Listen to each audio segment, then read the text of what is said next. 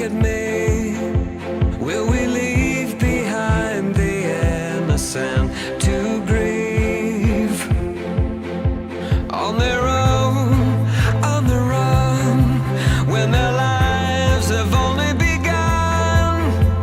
These could be our daughters and our sons.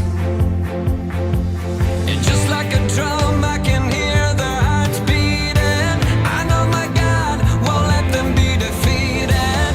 Every child has a dream to belong and be loved. Boys become kings, girls will be queens, wrapped in your majesty. When we love the least of these, then they will be brave and free. Shout your name in victory. When we love the least of these, when we love the least of these.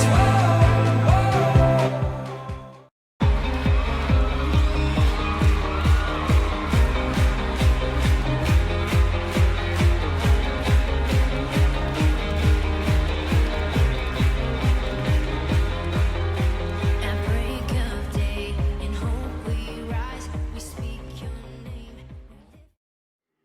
Good morning and welcome to the King's Report this Monday, May 1st, 2017, 8th year of Cheonggi, 4th month, 6th day of the heavenly calendar. I'm host Cheonggi Sean Moon, the second king of Cheongguk. Let's go first to Tim, the agent elder, for our AccuWeather forecast. Tim. Well, the temperature's in the upper 40s now, but we're expecting a warmer day than yesterday. It was rather cool yesterday, but we're going to get into the mid-70s, up to about 75 today. And this is actually the warmest day of the week. It's going to get cooler after this. You know, during the weekend, there was quite a bit of severe weather across the United States. I'd like to report on that if it's okay. Severe thunderstorm and flooding left a trail of damage across the central and southern United States during the final days of April. The National Weather Service Storm Prediction Center stated that there were over 500 preliminary tornado damaging wind and hail reports from the central and southern plains to Ohio Valley and southeast spanning Friday night into Sunday. 4 confirmed tornadoes touched down in northeastern Texas during the late afternoon and evening of Saturday. At least 5 people were killed and dozens more injured. One of the tornadoes crossed Interstate 20 about 65 miles east of Dallas, and local media reported the tornado flipped dozens of cars, resulting in widespread injuries. Even more tornadoes touched down across Louisiana and Mississippi on Sunday, with at least 15 preliminary tornado reports. Wow. So there's a whole tornado scare throughout the United States. in that southeastern part of the United States, yes, and also in the Midwest. Wow. There's power. There is power in the natural world. What can I Yes. say? Wow. Well, anyways, thank you, Tim, for that report. Let's go to our Rima today, and we are in Philippians, and my Rima just turned right to Philippians, the last section on Philippians. There's a whole bunch of sections in Philippians 4 here. The first subsection is be united, joyful in prayer. Second is meditate on these things. And third, Philippian generosity. Greeting and blessing is the final one. So in Philippians 4:14 is where we landed today. Paul writes to the Philippian church, Nevertheless, you have done well that you shared in my distress. Now you Philippians know also that in the beginning of the gospel, when I departed from Macedonia, no church shared with me concerning giving and receiving, but you only. For even in Thessalonica, you sent aid once and again for my necessities. Not that I seek the gift, but I seek the fruit that abounds to your account. Indeed, I have all and abound. I am full, having received from Epaphroditus the things sent from you, a sweet-smelling aroma, an acceptable sacrifice, well-pleasing to God. And my God shall supply all your needs according to his riches in glory by Christ Jesus. Now to our God and Father be glory forever and ever. Amen. Amen. Paul is here talking about being supported by the Philippian church as he continues to minister throughout the Mediterranean Sea. And here he's talking about departing from Macedonia. No church shared with me. No church was sending him resources for him to go out and preach the gospel. And I was watching a very interesting program, a YouTube channel. They're called Wretched. And it's a Christian evangelical channel with this very interesting fellow who is the host there. But he was talking about, of course, preaching the gospel, saving the lost, and say you can either do two things. You can hold the rope. You can either go out yourself and go evangelize and share with people the gospel of Christ, that God paid the price for their sin, that they have sinned, but God paid the price for their courtroom case. And by allowing Jesus to stand in their place, they can be freed from that conviction and have everlasting life. So that's one aspect. One aspect is going out yourself and preaching the gospel. Another aspect is supporting those who go out and preach the gospel. So he was saying you can either hold the rope for them or you can go out yourself and do it yourself. Now, interesting, because after service we had a whole discussion on many apologists in the Christian world. We looked at the debate between William Lane Craig, one of my favorite Christian apologists, and we looked at Christopher Hitchens. And William Lane Craig, of course, being a very intellectual, philosophically based apologist, very well versed in almost all the fields of apologetics. And some in the discussion afterwards, we had many names floated up, like David Wood, who does apologetics for Islam, and Ray Comfort, who is more evangelically based, using apologetics. I wouldn't say superficially, but in a manner that leads people to the cross, in a manner that leads people to evangelism and really the law of God, and seeing their own transgression against God.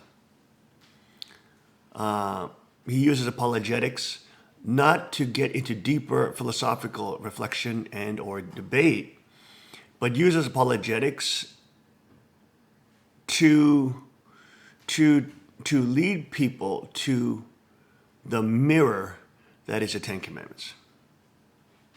Okay? And he was describing, showing a young man. Maybe we'll show it. Guys, pull up Wretched YouTube channel, Wretched. And they had this young man that was on the universities interviewing people on whether or not it's okay for somebody who doesn't agree with Trump, the designer for Michelle Obama's dress, refused to design a dress for Melania.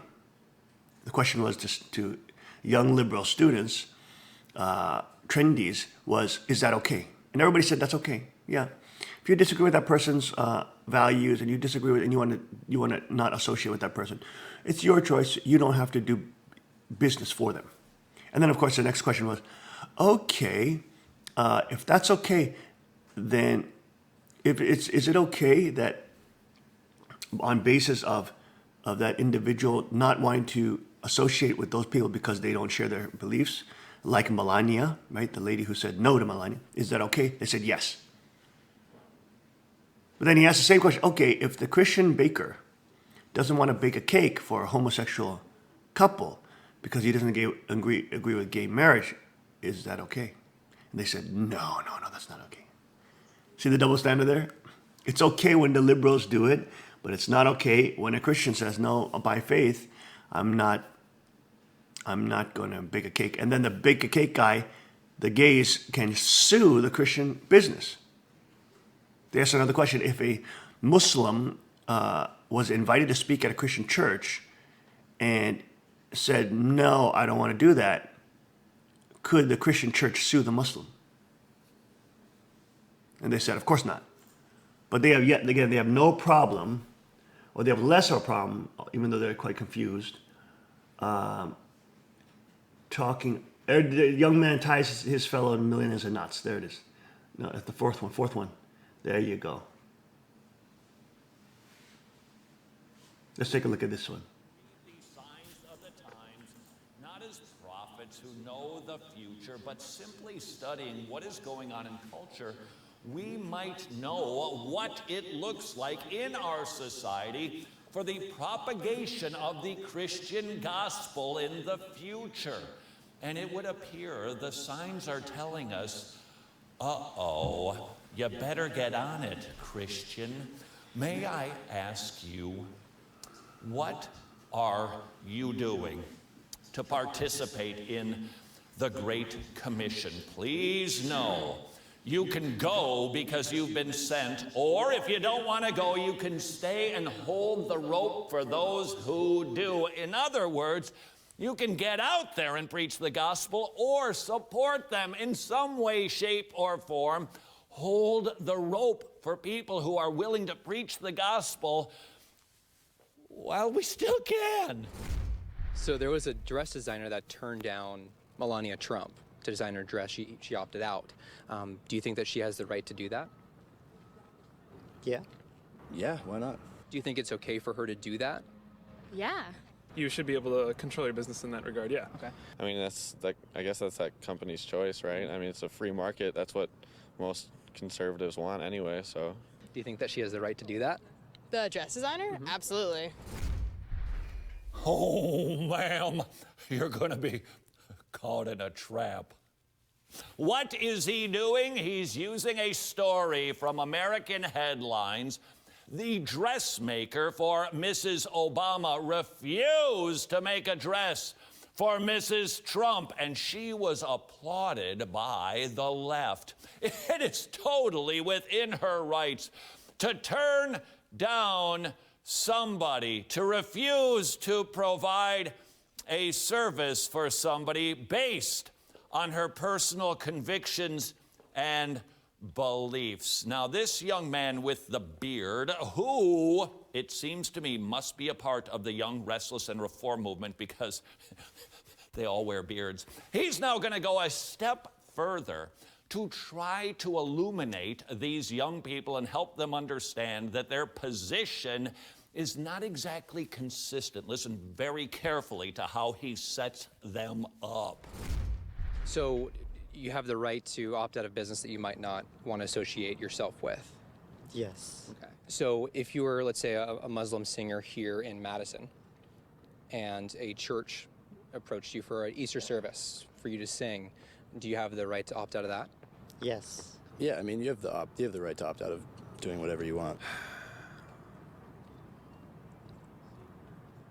I think, I guess so.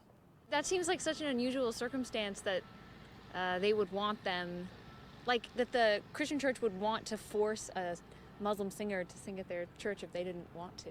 I would feel like if I was Muslim, it would be hard to work with someone. Yeah, if that goes against your religious views, I feel like you have the right to turn that down. Yes, you do have the right to turn that down, unless, of course, there's a law that says you do not have religious liberty. There's actually a city ordinance that would allow those groups to sue you by opting out, by turning down their request. Do you think that's a good law? Probably not. So the law is saying what now, that the Muslim singer can opt out? Can't opt out. Cannot opt out. Mm-hmm. Oh, yeah. Well, that's what the law says? Yeah. Do you think that's an okay law? I don't believe so, no. No, not at all. I feel like that goes against people's rights. So pretty much, do you think that a law should exist that would force somebody to do the work? Absolutely not. They are all on the tee, and they are now going to get hammered. So let's say you're a Christian photographer here in Madison, and someone approached you to do a same-sex wedding. Would that be hateful or discriminatory to opt out of that?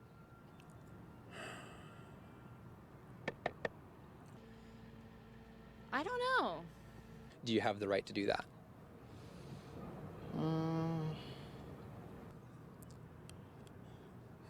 In that situation, probably not, because that would bring up some legal issues, I would suspect. Like that city ordinance, right? Yes, yeah. The one that you didn't agree with? Yeah. Yeah.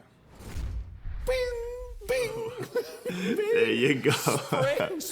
There you are for liberal lunatic logic. Always flipping, always flipping. It's okay. It's okay if you, reject Melania Trump's dress, but it's not okay if the Christian rejects baking a cake. It's okay if the Muslim singer says, no, I don't want to sing at church.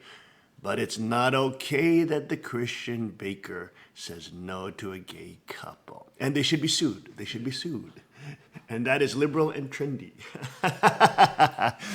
There you go, folks. Anyways, that whole discussion got to us. We got to that because of that very interesting pastor there. Did you see that studio? That studio must be $100,000, man.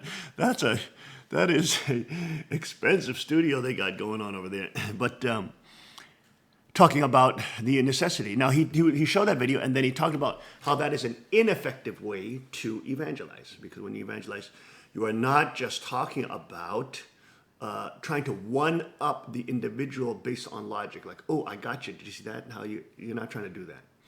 You're trying to lead the person to the mirror, which is the Ten Commandments, which leads them to seeing their sin, seeing that a perfect God would be unhappy with their sin, and then, of course, that they need Christ. They need to repent of their sins. They need to come and accept the Son that God has sent, and through him they will find everlasting life. So you're saying that was ineffective? You're saying that's ineffective for evangelism. Now, I don't think that guy's doing it for evangelism. He's doing more for exposing how the left is just illogical. For political purposes. Right. But he was saying that don't do that for evangelism. That's not effective for evangelism. The point for evangelism.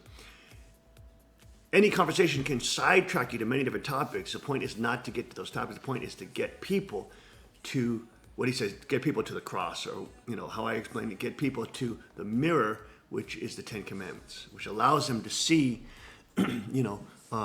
God's holy law, and even God's nature rebels against them and repels them away because of their sin, and that they need to put on Christ to get near to God's holiness, and etc. There's now more and more coming on the internet that shows the different nature of religions, that they're not all the same. I saw a very interesting debate that was held in New York by some British panelists and some Muslim panelists about showing how confronting Islam, about how it's radically different in nature than the Christian gospel and the example of Jesus Christ. Now more and more people are starting to realize that. More and more people are starting to awaken to that Christ is fundamentally different. Christianity is a fundamentally different religion in the fact that it's not focused on religion, but it is focused on relationship with God. Not denomination, not church, or not an institution, but on relationship with God. We'll be right back after this short break. Stay with us on the King's Report.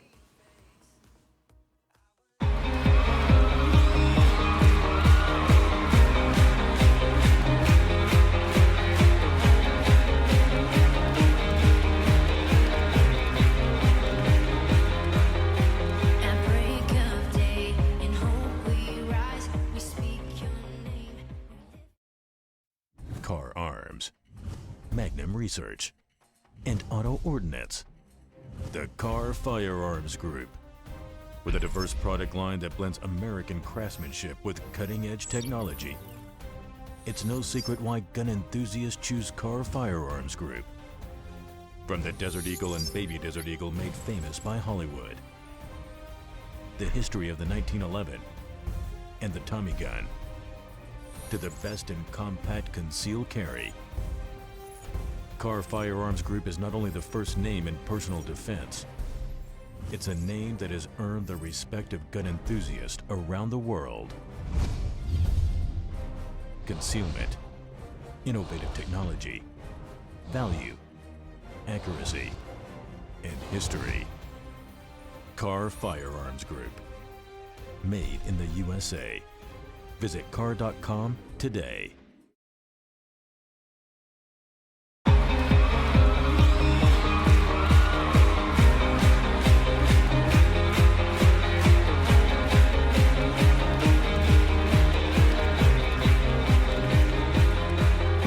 At break of day, in hope we rise, we speak your name. And we are back. Welcome back to the King's Report this morning, Monday, May 1st, 2017. I'm your host, Hyungji Sean Moon, the second king of Cheongguk. And we are now moving to our headlines today. Mrs. Kang is resting today. Let's go to our headlines on drudgereport.com. Thousands expected to hit streets for May Day protests. Washington Post, page 1 Monday. Trump's strategy of, quote, fear working on illegals. As illegal immigration has dropped over 70%. 73%, I think, to be exact. 70%, Tim. Is that unprecedented? That's unbelievable. Illegal immigration into the country, illegal, okay, has dropped 73%. Power of words. That is unbelievable. And they don't even have the wall up yet, okay? But if he doesn't get that wall up, they're going to start coming. They're going to start parking. They're going to test him. They're going to test it. But it is amazing that 73%, within a couple months, within 100 days, have been, has dropped from entering the United States as foreign nationals trespassing illegally. Okay, that's really what. Illegally entry. Yeah, that's illegal. That's really what an illegal immigrant is. It is a foreign national trespassing illegally on U.S. land. In top headlines here, Trump takes command. New healthcare push unites allies on North Korea. Here's the headline. On the left side, rebel Catholics ordain female priest. Shooter opened fire at San Diego pool, 8 hospitalized. Bannon to take over Heritage? Question mark. Question mark. Big question mark. Mercer pushed Dimon exit. Rosh Lieutenant step aside after term. Most powerful Republican congressman in history. New Orleans protesters launched last-ditch effort to protect Confederate monuments. Update, Obama makes $400K for a 90-minute speech at A&E event. There you go. Maduro hikes minimum wage amid rising Venezuela protests, where people are being killed during this protest. Swimmer injured in shark attack at Southern California beach. Armed Nazis, protesters clash in tiny Kentucky town. Outrage after barbecue joint employees sing F the police to cops. Oh my gosh, give me a break, man. I mean, that is ridiculous. How tasteless is that? Brian Williams rebuked by MSNBC for patronizing Maddow. The poor boy haircut, beta male wannabe Maddow. Video captures Delta pilot smacking woman to break up fight. There's a lot of fighting going on airplanes nowadays, isn't there? I don't know if I want to fly. What's going on with these airlines, man? Well, they're practicing jiu-jitsu during the flight. There's some violence going on American Airlines and Delta. Never mind the sex, intimacy key to success in relationships. Loneliness ubiquitous. Congress reaches agreement to fund government until October. Oh, goodness. Schumer gloats. Yeah, because he managed to keep the wall out of that funding. Oh, he's such a, he loves everybody's families. Yes, Schumer. The total political Satanist from New York City. There you go. New York. Yeah. From New York. New York State, yeah. Battle of 100 Days. Trump enthralls Pennsylvania crowd. Blasts media. For journalists, annual dinner serves up catharsis and resolve. Woodward. We are not fake news. Touts Amazon stock. I guess that is Trump. Twitter Bloomberg produced round-the-clock streaming news. There you go. They're allying up to spin and send more disinformation out into the internet. Epic Duterte invited to the White House. Look at that. Michael Savage says, when will Trump restore law and order? Stockman tax plan dead on arrival and Wall Street delusional for believing it. Sacha Baron Cohen, latest comedy creation to mock billionaire class. Pepsi focuses on guilt-free beverages, yet more research casts paw over diet soda. Netflix hackers may have done dozens of other TV shows, films. Revealed when Merkel slapped down Macron. Grudging public support for euro could hold it together. Investors bid adieu to political jitters and begin buying. He's back. Italy's Renzi, likely to win election. Scoop shops get brain freeze. There you go. As Drudge Report reloads, and it reloads for advertising reasons. Scoop shots get brain freeze as vanilla prices spike. Update, new New York Times columnist blasted by nasty left for climate peace. There you go. Subscribers dropping the paper. There you go, New York Times. Drop it. Drop it like a bomb. Drop it. And here you go to the right side column. Leak. Facebook research targets vulnerable youth. There you go. Scary details on how can exploit insecurities. That's an interesting article that we should look at. Social media giant fail to tackle hatred. Must pay to police internet. Austria seeks to tax Google searches. Russia Arctic military buildup has U.S. watching closely. Pelosi feels the burn, faces pro-Sanders primary challenger. Really out of touch. She confuses Bush again. Oh, these people have like Alzheimer's or something. They're so pathetic. How Waters became anti-Maxine in an age of Trump. Them say they know now exactly why Clinton lost. Divide between young guns versus septuagenarians in leaderless party. Grief fuels lifelong liberals' battle against illegal immigration. 1 in 8 children in California schools has undocumented parent. Migrant workers fear deportation at Churchill Downs. United cremated bunny. That big rabbit that died last week. Oh, that's right. Man faces sentencing for killing hawks. SpaceX postpones classified military launch.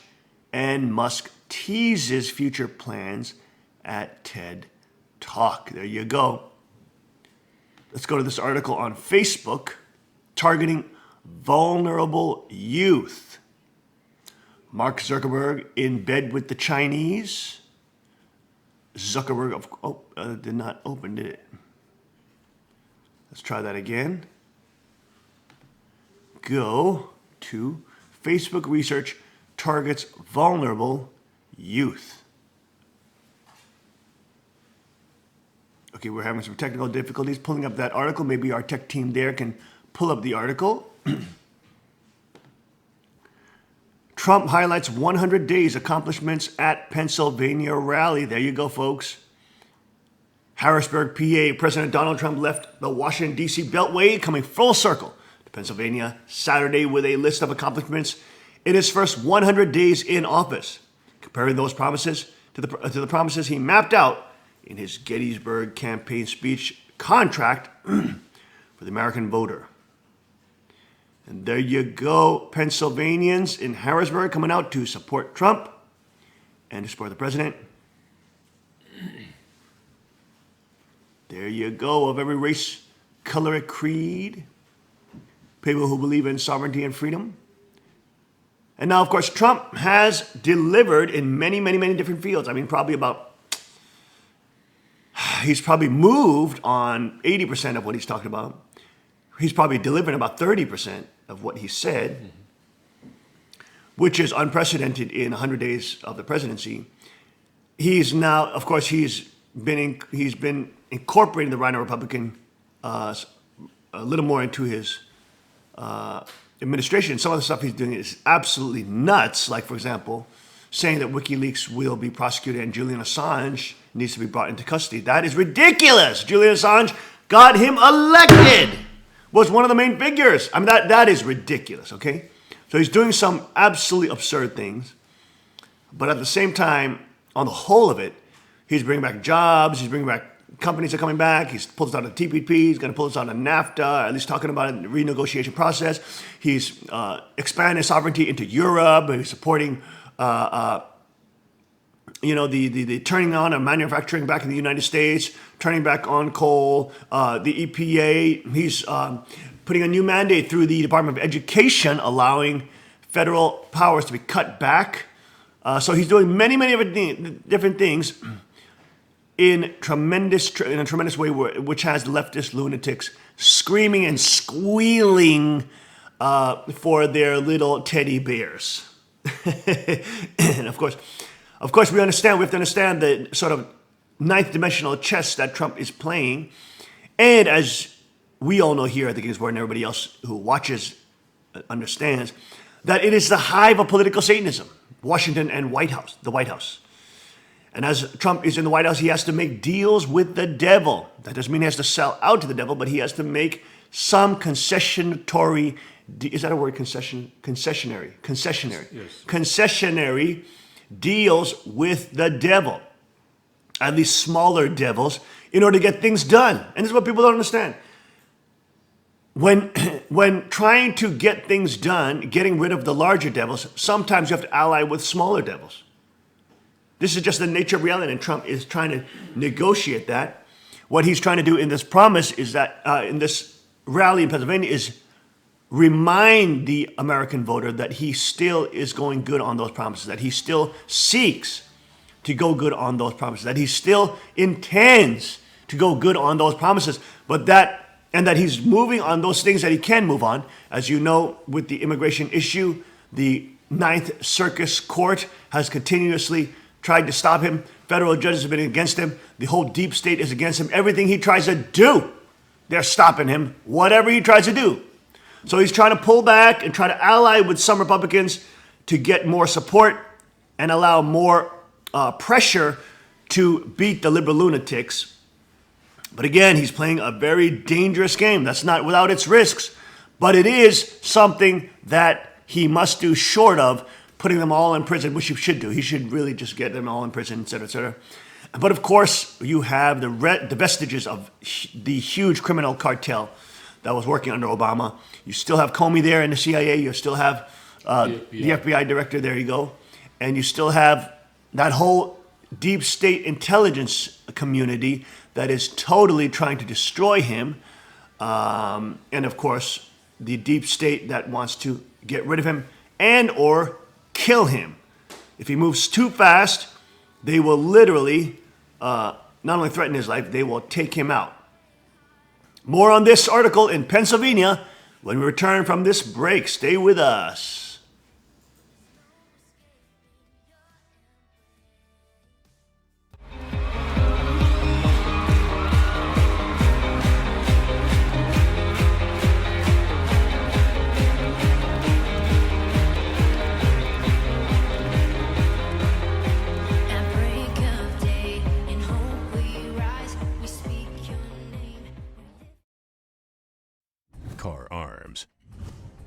research, and auto ordnance. The Carr Firearms Group. With a diverse product line that blends American craftsmanship with cutting-edge technology, it's no secret why gun enthusiasts choose Carr Firearms Group.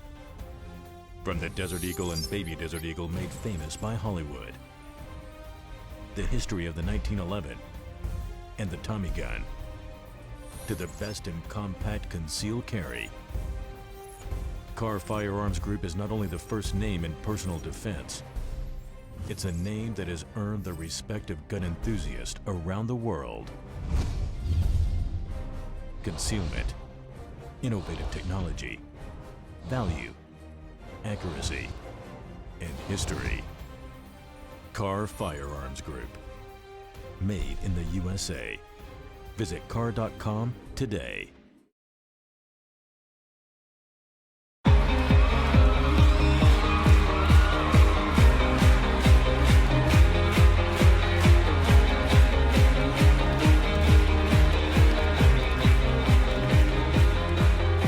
At break of day, in hope we rise, we speak your name.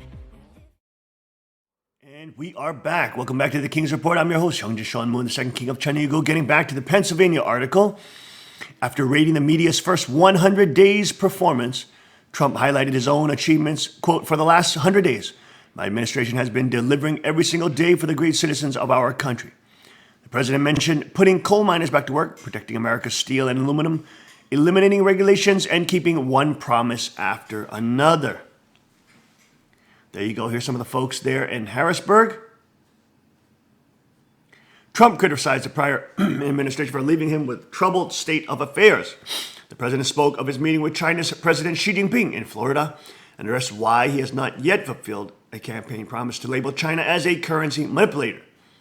Trump pointed out that he is currently negotiating with Xi regarding pushing back against North Korea's nuclear program. I think it's not exactly the right time to call China a currency manipulator right now. Do we agree? The statement was met with cheers from the crowd. Now arrives the hour of action, said Trump, and that is what we've delivered, 100 days of action. Promises made, promises kept. There you go at the Trump event. Trump began reviewing the actions of his administration in its first 100 days. We are ending the offshoring and bringing back our beautiful, wonderful, great American jobs. We are eradicating the criminal gangs and cartels that have infiltrated our country. We're taking steps to renegotiate or cancel any agreements that fails to protect American interests. He went on to declare that the U.S. has built strong relationships with foreign countries, specifically naming Germany, Japan, China, and the U.K. He cited his appointment of Justice Neil Gorsuch to the Supreme Court of the United States and his quick move to remove the U.S. from the Trans-Pacific Partnership. That would have taken your jobs in Pennsylvania, said Trump. The TPP would have been a tremendous disaster for our country. And that's what people forget. Hillary, for example, would have gotten 4 to 5 seats on the Supreme Court with liberal lunatics. We would have been in super huge trouble. She would have imploded. She would have let them pour it in from the immigration.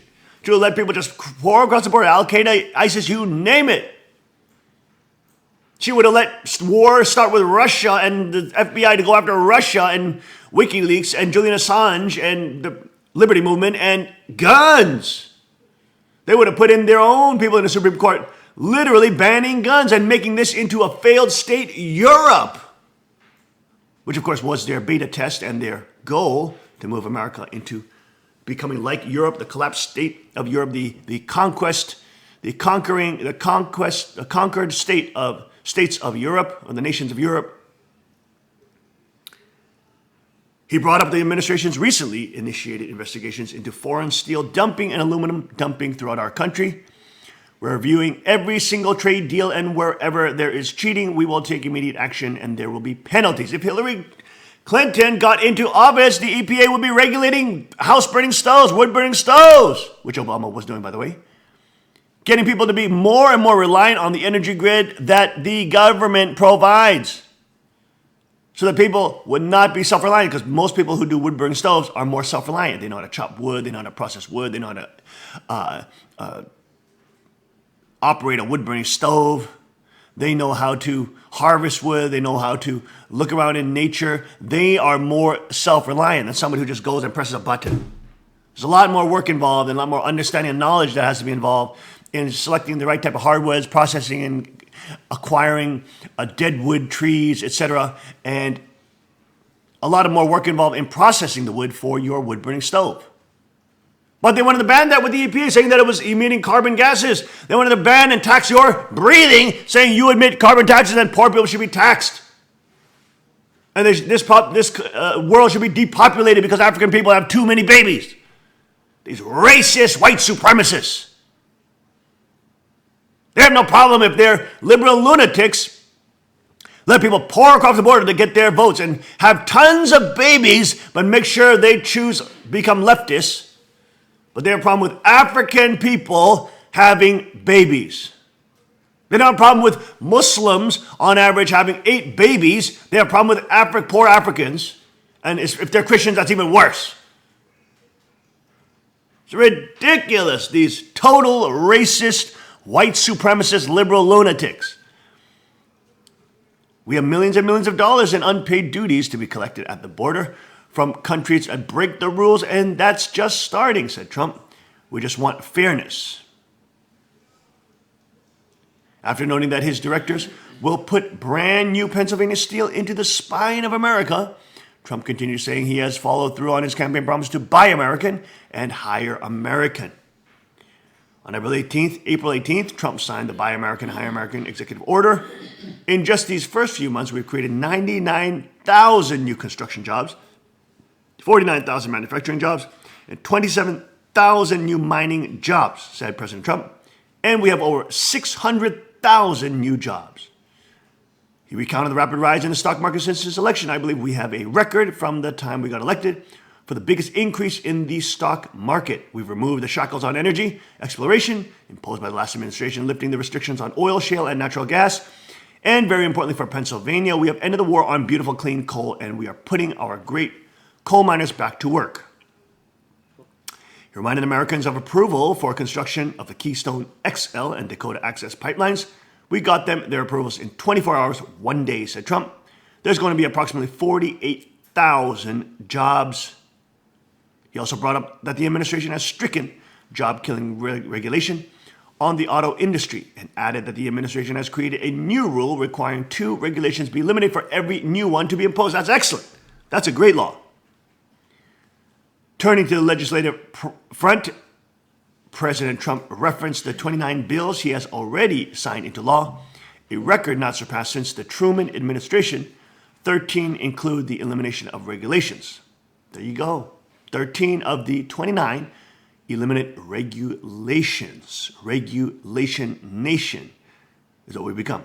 I've signed legislation to expand veterans' choice, said Trump. We've increased by 42% the approval for veterans using the choice program. He went on to cite his creation of an Office of Accountability at the Veterans Administration. The president later recalled his institution of, quote, a 5-year ban on federal officials becoming lobbyists after they leave government service. He added, I've issued a lifetime ban on federal officials becoming lobbyists for foreign governments. There you go. That's a great law. He used these as evidence of his popular campaign promises to drain the swamp. Moving to the issue of illegal immigration, a paramount topic in his presidential campaign, Trump said, we're going to have the wall, don't worry, as the audience chanted, build the wall. Trump's promise to build the wall was a central promise of his campaign and common rally cry heard at pro-Trump events across the country. In just 100 days, we have taken historic steps to secure our border, impose needed immigration control like you've never seen before. Is that true? And properly screen and vet those seeking admission into our country, said Trump. Our immigration system should put the needs of American workers, families, American companies, and American citizens first. He cited his appointment of General John Kelly to the position of Secretary of Homeland Security before stating, since my election, we've already achieved an unprecedented 73% reduction in illegal crossings on our southern border. There you go, 73%. The greatest reduction in the history of our country, and we are just started. He then highlighted the opening of the new Office Voice, Victims of Illegal Immigration Crime Engagement Office, to make sure that no American victim is ever again ignored by their government. The department has been designed to assist those who have been victimized by illegal aliens. He later noted Egypt's release of American aid worker Aya Hijazi from an Egyptian prison. Among the crowd, bikers for Trump were spotted flanking some of the protesters as they were removed from the arena floor. About half a dozen protesters in total were seen being removed from the arena floor by law enforcement near the media area. There's some of those trendy, little, dumb, little, skinny liberal bozos being escorted.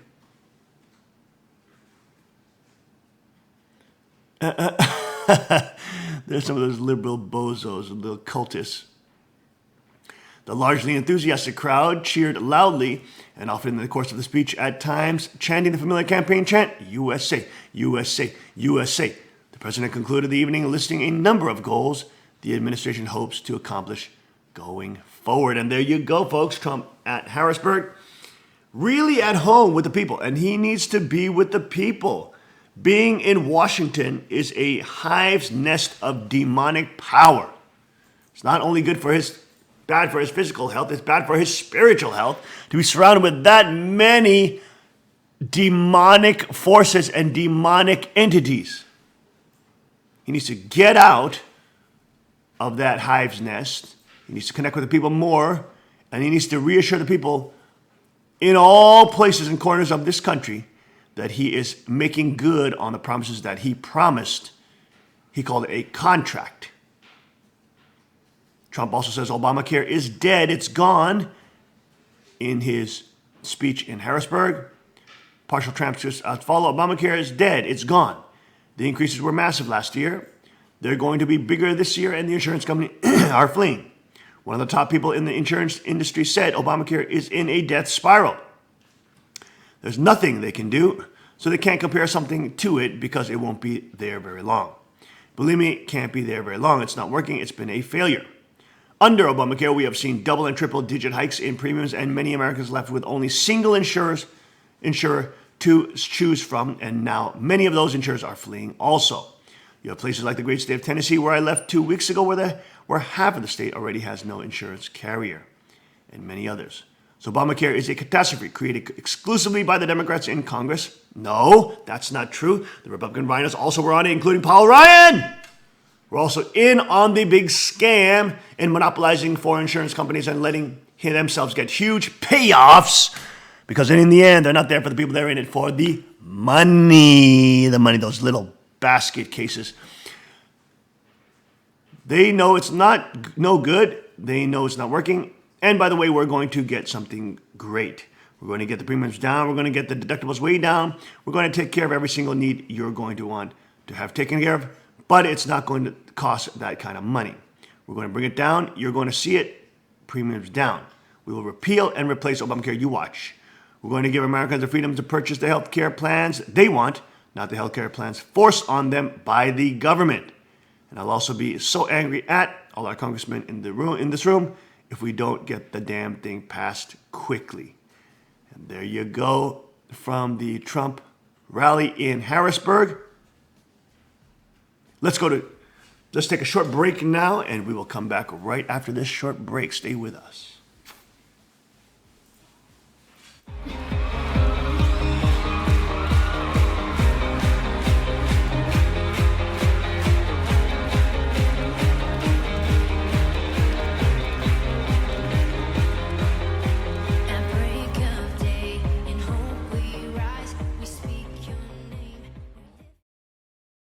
Car Arms, Magnum Research, and Auto Ordnance. The Car Firearms Group, with a diverse product line that blends American craftsmanship with cutting-edge technology. It's no secret why gun enthusiasts choose Car Firearms Group. From the Desert Eagle and Baby Desert Eagle made famous by Hollywood, the history of the 1911 and the Tommy gun, to the best in compact concealed carry. Car Firearms Group is not only the first name in personal defense, it's a name that has earned the respect of gun enthusiasts around the world. Concealment, innovative technology, value, accuracy, and history. Car Firearms Group, made in the USA. Visit car.com today.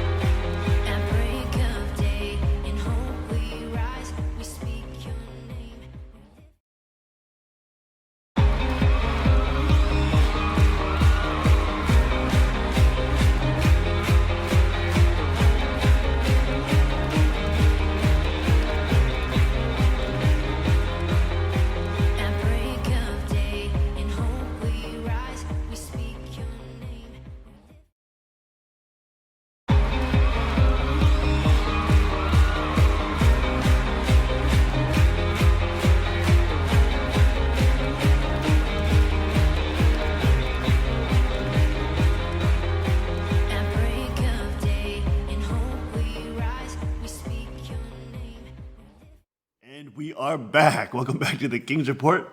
This Monday, May 1st, 2017.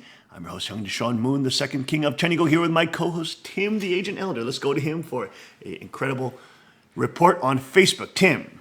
Yes, this is pretty incredible and actually pretty scary.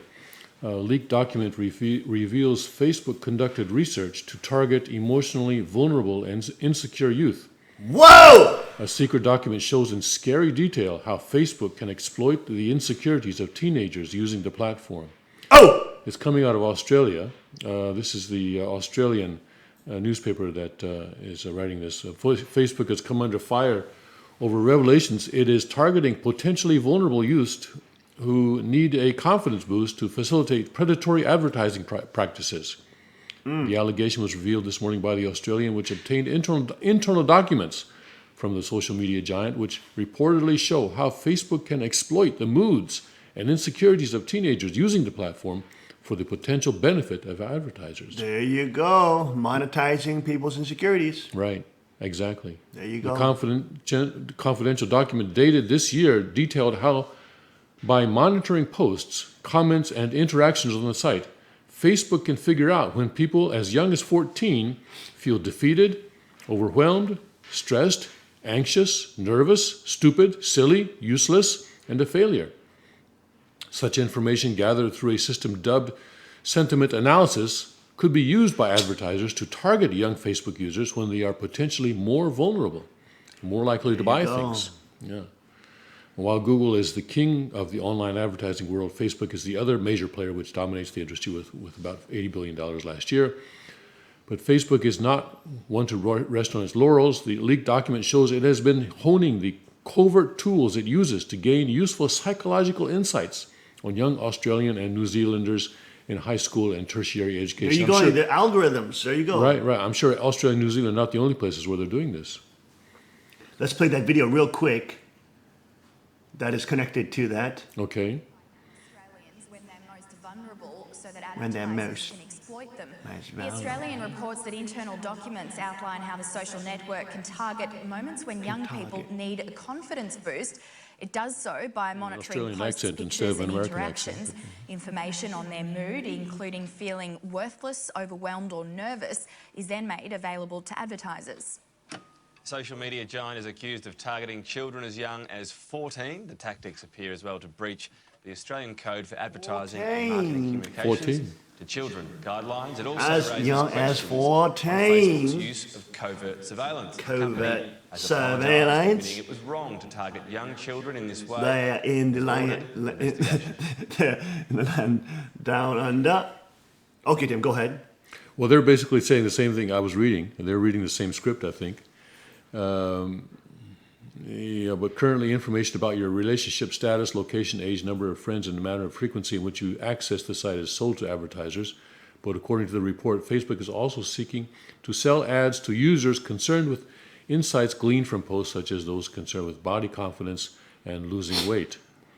Yeah, so this is a pretty scary thing, that they can start to manipulate people into buying things. And of course, we know this is not new. Right. They've had these algorithm sentiment analysis systems in for ever since they've been in there. They've been analyzed. You say some kind of negative comment. You say, oh, I think I gained some weight or something. Then all of a sudden you have diet advertising coming on up. They've been doing that for ages. Now the Australian, news is reporting on it. Give me a break. Facebook is doing this for years and years and years, probably a decade. Have they been alive for a decade? Just over a decade, yes, I think. Yeah. Unbelievable. Okay, there you go. There's Zuckerberg again.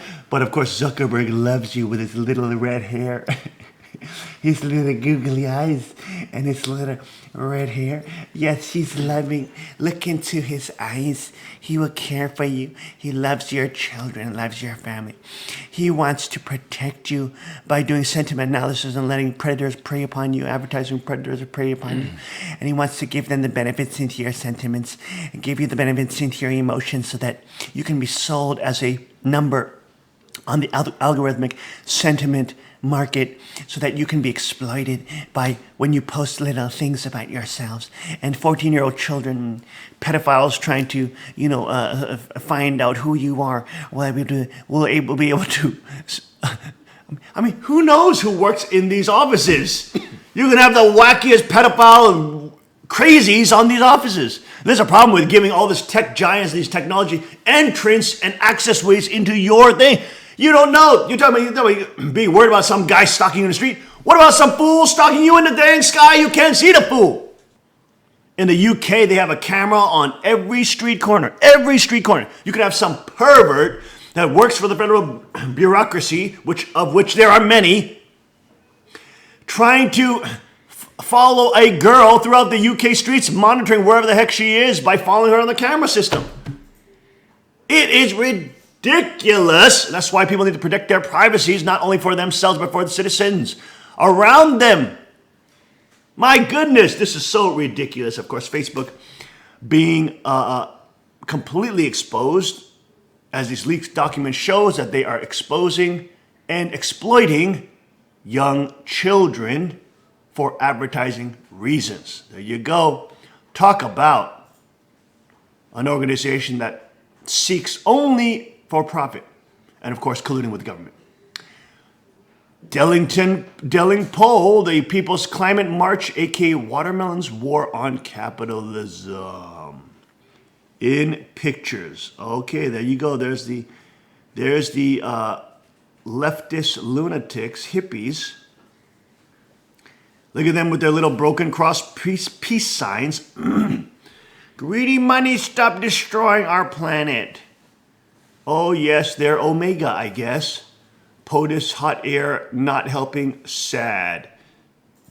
Across the U.S., the usual suspects are taking to the streets to march in protest of the thing today they are pretending is called climate change, but which, if they were honest, they would call by its proper name, President Donald Trump. Donald Trump is responsible for global warming. He's responsible for every malady in this world. He's responsible for every disease, every STD. He's responsible for every problem. Make no mistake, these marches today are no more about global warming than last weekend's were about defending science. They're just an anti-Trump protest by the same people who in January this year were marching around dressed as vaginas, and who in Berkeley the last few weekends have been beating people up wearing face masks. It's no coincidence that many of the organizations on the People's Climate March Steering Committee are in receipt of millions from Democrat donor, arch-globalist, and agent of evil George Soros. Mr. Soros, who heads the Open Society Foundation, contributed over $36 million between 2000 and 2014 to 18 of the 55 organizations on the March's Steering Committee. That is, wow, that's almost like 40%. 40% of those organizations are funded by the literal comic book evil villain character, George Soros, a Hungarian Nazi collaborator who worked with Hitler and ratted his own Jewish people out for death and benefits, becoming a billionaire global cartel, working for the Rothschilds, setting up non-profit organizations as tax shields so that they could pour money into them to destabilize Western democracies and take them down. There you go. 18 of the 55 receiving $36 million from the Soros Open Society Foundations that is really trying to create a closed society of totalitarianism and oligarchy and the elites ruling over mass populations who are the serfs. 6 of the groups received during that time more than $1 million each. The Center for Community Change, the NAACP, the Natural Resources Defense Council, People's Action, Public Citizen, and the Union of Concerned Scientists. Even if you didn't know this, the clues are in the signs spotted by collegians for a constructive tomorrow, CFACT, an organization which tries to bring rationalism, facts, and sanity to the climate debate. And Steve Milloy, administration change, not climate change. There you go. Change the political climate. There you go. It's an anti-Trump rally by the leftist lunatics.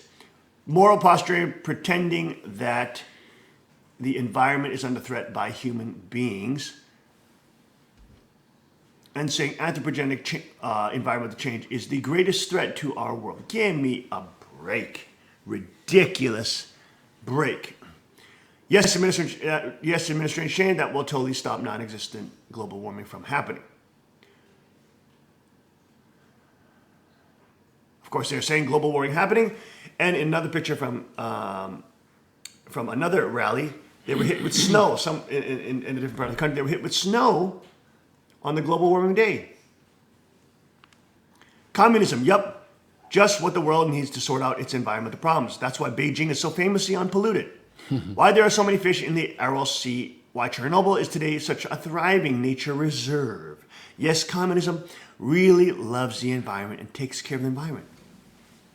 They're the greatest polluters of the environment because when you centralize power, you find the greatest evil of every department. Revolution in the name of humanity. We refuse to accept a fascist America now. Drive out the Trump-Pence regime. Basta ya, enough. There you go, system change not climbed. Again, it is a Trump rally of commies that pretend to be, look, we're non-threatening, we're nice people. We are nice people. We love your family. We don't want to harm you. We just want all the control. We want all the guns. We want all the power. And you better do what we say, okay? But don't worry, we're nice trendies and we're skinny and thin. And we wear wreaths of fake oak leaves on our heads. There you go. Real Donald Trump, beware the guillotine. Ah, how sweet. They want to behead the president. Aren't environmentalists just the cutest, most sensitive and caring people with their green shoelaces on their... What kind of boots are those? What's that famous company that makes those kind of stupid army boots? Doc Martens. I thought it was J.H. Martin. Doc Martens. There she is with the green laces on her Doc Martens, but she's so trendy and she's so nice with the green little highlights in her hair and all of her oak branches and her hair, fake oak branches, saying, Donald Trump, we're just gonna behead you. See, I'm such a loving, caring liberal. There you go. There those cultists are again. Marx is moose. Crash capitalism. Wow, what pathetic communists. There you go, folks. There you go. That's what happens when you are uneducated and indoctrinated. There you go. Very sad to see. We'll be right back after this short break. Stay with us.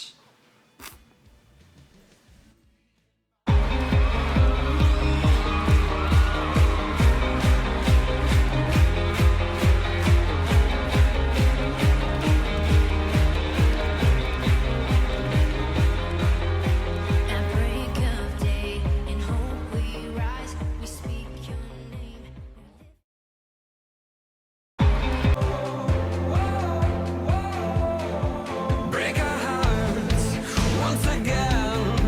Help us to remember when we were only children hoping for a friend. Won't you look around? These are the lives that the world has forgotten, waiting for doors of our hearts and our homes to open.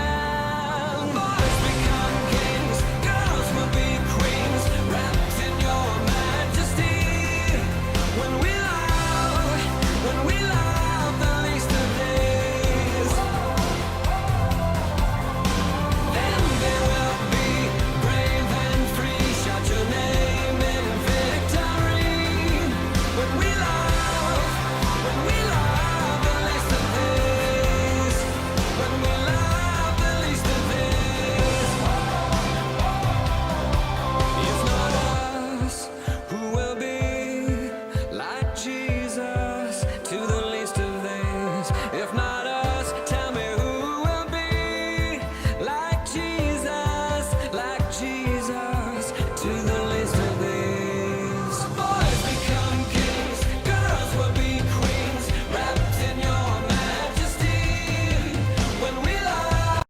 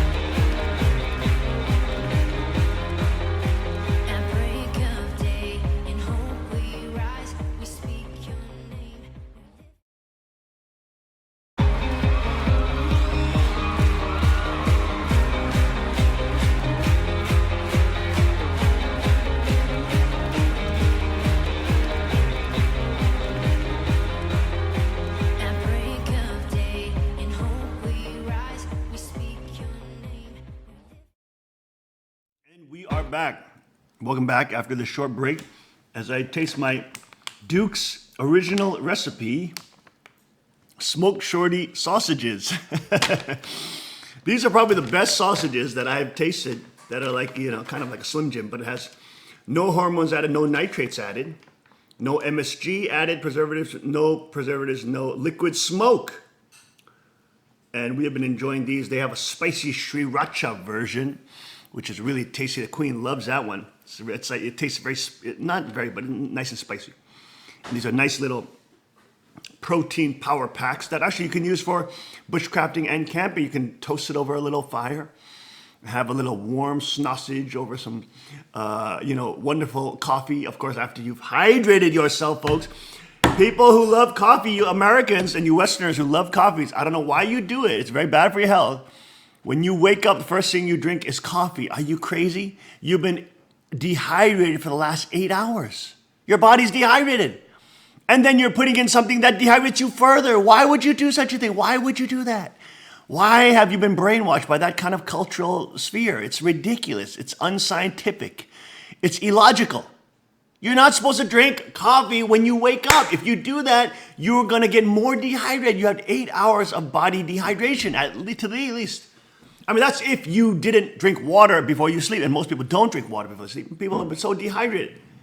Then they come and train and do a little bit of exercise. They realize, oh, my body's cramping. You idiot. You're freaking dehydrated. That's why you're cramping. You got to consume at least 8 cups of water per day if you're exercising. It's like 1 liter per hour of exercise. The first thing you should drink when you wake up is not coffee. That's not healthy for you. You should be drinking warm water or, room temperature water. About half a liter to 1 liter. Why? Because you're so dehydrated. The normal person is not drinking before they go to sleep. And if they get 8 hours on average, they're getting dehydrated for over 8 hours, maybe even 10 hours, 12 hours. You're dehydrated. And then you wake up and drink coffee and you're wondering, why am I cramping? Why am I hurt? Why does my body feel achy? You're dehydrating yourself with the caffeine in there. Hello? Drink water when you get up. Half a liter to 1 liter. Drink it. It goes down that pure liquid goodness. The pure power packed, clear, transparent jewel that is water. Drink that water down. And you will feel your body come to life. You'll feel your metabolism turn on. You'll feel all the cells in your body. I feel when I drink that water in the morning, the first thing I hit is water. I feel like my brain turns on. The cells in my brain turn on. Everybody at the King's Report is tired and groggy. But the King is alive. My brain cells are firing. Fantastic. Why? Because I drink my water. I drink the water, folks. I drink the water, you understand? Not the coffee. The coffee will dehydrate you. Even teas, black teas will have a higher proportion of caffeine compared to green teas. How about 40 units per 100 of caffeine? Black tea have about 60 to 80. And you have coffee, let's say coffee is at 100 units. You have to avoid those things. Even teas have caffeine. First thing you should do when you get up is drink that water, that pure liquid goodness, that pure life-giving power, that pure substance created by God Himself, the powerful H2O that gives you power to hydrate you, revitalize your body, make your blood circulation flow, turn on your brain cells, and give you vitality and health. Don't underestimate the power of the see-through liquid, power of water that gives you awakening spirit and feeds your body. Getting back to the articles on climate change and the lunatic left, here is Lord Monckton, one of the top House of Lords. He's a member of the House of Lords in the Parliament of Britain. And, of course, he's the one who educated the British Parliament and the British citizenry on the falsity and the fakeness of global warming. He's one of the top experts on the field with his team of professors and scientists. Here we go with Lord Monckton. Let's go to this video. We are here at the Freedom Force International Conference in Phoenix, Arizona, and I'm here with Lord Christopher Monckton, who has some breaking news in the development of the climate change lie. Can you give us some of that information? Yes, certainly. I've been here to give the keynote valedictorian speech at this third Freedom Force International Conference, and the subject of the conference this year was climate change. And I was able to announce, indeed, what you call breaking news, it's exactly what it is, that I and my team of very distinguished professors and doctors of science have discovered a major, significant, substantial error in the way in which the computer models calculate how much warming they would predict should be happening. Take that error away, and there is no longer any climate problem. You might get 1 or 2 Celsius of warming per doubling of CO2 concentration, but you won't get much more than that. All the suggestions that we're facing some tipping point and suddenly we might see 5, 6, 7, 8, 10, 12, 13 Celsius of warming per doubling of CO2, the kind of dramatic figures that have been appearing in some scientific papers, we can now prove that all of those very high-end forecasts of how much warming we might get are based on an error of mathematics, correct for the error, and we're back down to a maximum of 2, perhaps 2.5 Celsius of warming per doubling of CO2. I have been looking for this error in the mathematics for 10 years. I have known it was there, but I didn't know what the error was. I just knew they'd made a mistake. And I knew this because I'm a classical mathematician. In roughly 340 BC, Menaichmus of Alopekonissos in Asia Minor, now Turkey, studied a particular one of these curves. It was the hyperbola, in particular a special kind of that hyperbola called a rectangular hyperbola. And he took the intersection of that with a parabola to establish the solution to the longest standing problem in early mathematics of the classical world, which curiously pops up in the determination of the temperature response to temperature feedbacks in the climate. This same curve appears, as it does in all feedback mathematics. Feedback mathematics originally came from electronic circuitry. That's where they were able to work out very precisely how the equations worked. What the mistake was that the climate scientists had made, they had borrowed the mathematics of feedbacks from electronic circuits, and that was an appropriate thing to do. It's perfectly correct to do that, but they had misunderstood it, and they'd made a mistake on the way, and it was that mistake that I, at last, after 10 years of looking, found. And just a few weeks ago, an electronic engineer got in touch and he said, well, you may like to read this particular textbook because they have made mistakes, though he said, I, like you, can't find out what the big one is. So as soon as I read the textbook, and because I had this knowledge of this curve, I knew at once what they'd done wrong. That's the nature of the error. It's that they're doing the calculations at the wrong end of the curve and getting very silly, exaggerated results because of that. At this conference, other errors were also put forward. Professor William Happer, for instance, who's perhaps the most distinguished physicist still practicing today. He's the Cyrus Fogg Brackett Professor of Physics at Princeton, who doesn't believe a word of the global warming nonsense. He has discovered that the central estimate of global warming has been exaggerated by 40%. Combine his result with mine, and 2 Celsius is more than the warming you would be likely to get per doubling of CO2, and that would take about 150 years to come through in any event. So I can now officially declare breaking news on Infowars.com on behalf of Alex Jones, who's become a very good friend over the years, that the climate scare is over. Do you expect the mainstream media, and do you expect to be attacked now for basically revealing the truth that their hoax is up? The first thing I have to do now is to try to get the paper in which we have enshrined this result published in a learned journal. It is at the moment out for review at a very major journal of a National Academy of Sciences somewhere in the world. I can't be too specific at this stage, obviously.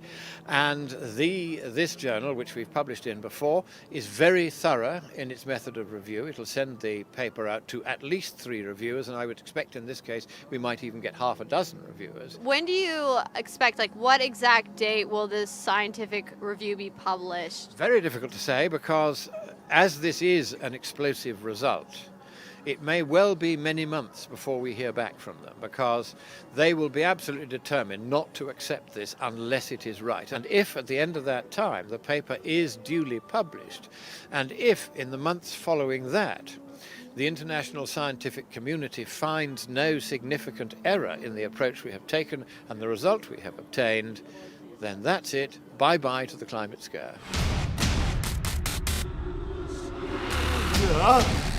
Lord Monckton.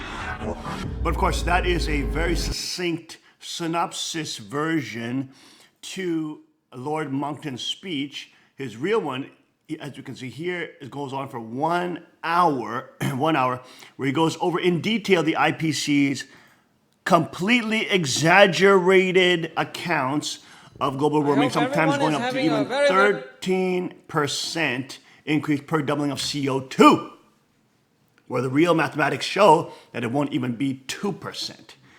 Again, they're trying to do the global warming scare, trying to say that all the icebergs will melt by 2012, of course, which they didn't. Al Gore, in his Inconvenient Truth, saying the Himalayan mountains and their ice caps in Nepal will have melted by 2012, Tim. That's what he was saying. And he got the Nobel freaking Prize for that. That's how much of a joke the Nobel Prize is, Peace Prize. It's a joke when they give Obama, who started 7 wars, and Al Gore, who was saying the Himalayan, ice caps will be gone, snow-capped mountains will be gone by 2012. Meanwhile, he got rich, over $1 billion in his new energy businesses that he so happened to invest in, and that all the governments had to fund. Surprise, surprise. See, he's happy. He's laughing happy at the bank. He's laughing happy in his little mansions that he's bought with his new $1 billion. Because he's rolled the back and stole, colluding with government to steal taxpayer money from poor people. His white supremacist racists, these little lunatics, worship these white supremacist cultists who want to keep them poor and keep them as slaves. We are sick of these type of freaks. And there you go, Lord Monckton's presentation at the Heartland's 12th International Conference on Climate Change. There you go, folks. Let's see Mr. Lord Monckton enter the stage. My lords, that's me. Ladies and gentlemen, what a delight that here we are again at what is now the 12th Heartland Conference. You have persevered through decades of the vileness that has been thrown at you by the forces of darkness, none more so than poor Willie Soon. And indeed it was I who got him into trouble, because I invited him to co-author a paper that was a blameless paper on climate science and climate sensitivity, published last January in 2016 in the Science Bulletin of the Chinese Academy of Sciences, and the left went ballistic. And they subjected Willie to some of the nastiest, most savage personal attacks I have ever seen. All I can tell you is that from my now quite long and happy personal acquaintance with Willie, every word of that poison was incorrect. And can we give him a thunderous standing ovation? A thunderous ovation. A thunderous ovation. May we applaud him with a thunderous ovation. Oh, these Brits.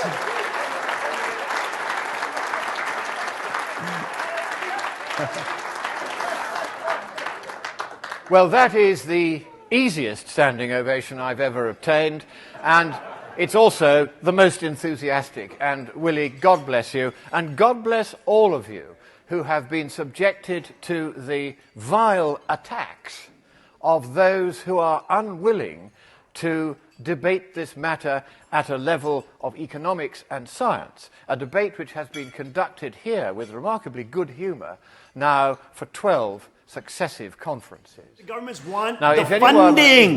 This is what these science, pseudoscience groups want. They want the funding, the government grants. That's what they want. Go ahead. You will see my email address on the screen now. It is monkton@mail.com. Very simple, monkton@mail.com, and I will do my best to answer your queries. I will also be taking questions after this presentation. Now, I have noticed there has been a change of administration here in the United States since I was last here. But I do have to say something in the friendliest possible way to the Trump administration. Amicable way. Make America great again.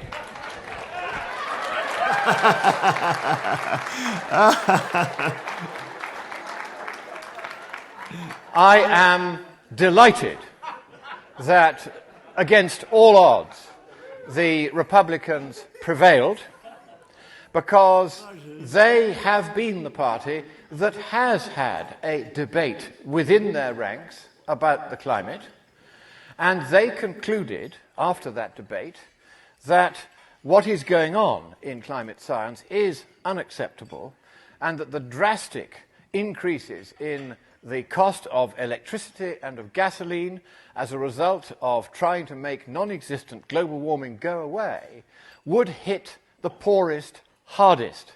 And no small part of the reason why Mr. Trump did so well in the Rust Belt states, in the places where they make things and grow things and dig things, is that they knew that he was on their side. He spoke for the ordinary working man, and the ordinary working man responded in the only way that you can in a democracy. Yeah, baby. They put their cross in the box in the right place. Cross in the box, Pennsylvania. One of the strangest emails I've had in the last few weeks was from Joe Bast.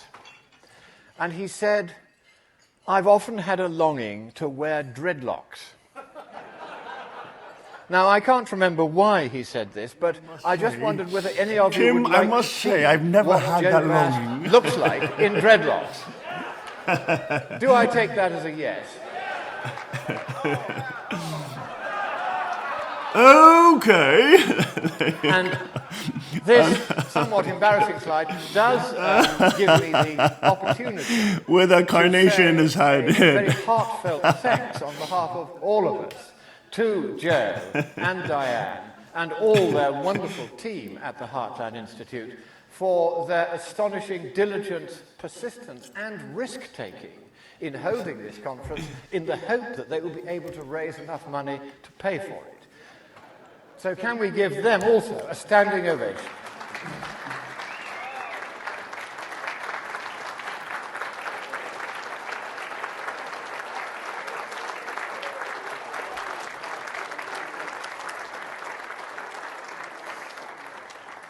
And just in case you would like a permanent embarrassing record of this, you can do what Willie is doing and take a picture of it. Well, now, climate extremism is part of the long totalitarian attack on democracy. And one of the saddest things for me is to see how the once democratic party here in the United States has slid into a disfiguring totalitarianism in recent decades. And it is very clear that when Mr. Trump won the election, and he won it fair and square, they didn't like that. And this is what happened. You had these custard-faced zombies, just look at them, walking through the streets, saying, "He's not my president." Well, in a democracy, You yes, had these he cream is. pie zombies and custard-faced zombies. And then there was Eclairs-faced violence, zombies. and there was the usual stupidity at the so-called University of so-called California, where they invited speakers, a thing that happens to me about once a month somewhere in the world. and generally rioted and behaved in a stupid way and set off fireworks and caused damage. And this is not how democracy is supposed to work. Interestingly, I was interested to find out why the universities are to the left in the way that they are now, because it's gone a long way since I was at Cambridge, and the opinion was as evenly divided there as it was in the country. That is no longer the case. I went to King's College, Cambridge, shortly before Mr. Trump's election, and I was asked to give a talk to the Politics Society there. There were 100 undergraduates in the room, and the question was, does Trump have a point? There were 3 Marxist lecturers. There was the deputy editor of The Spectator, supposedly a conservative newspaper. None of them on the panel felt that Trump had a point. I was the only one who did. And I asked those 100 undergraduates 4 questions. 1, did you vote or would you have voted for Brexit? 2, do you think there should be more spending on defence? 3, do you think there should be some better control of immigration? And 4, what about climate change? Has it been exaggerated a little bit? And I had predicted that less than 10% of them would have voted for Brexit and less than 5% for the other 3. You'll see the figures there. It was 5%, 3%, 2%, and 1%, respectively. This is an ideological monoculture of the most extraordinary kind, and that can only occur when the indoctrination at school and at university of our children is so thorough and so complete that they themselves are unaware that they have been indoctrinated.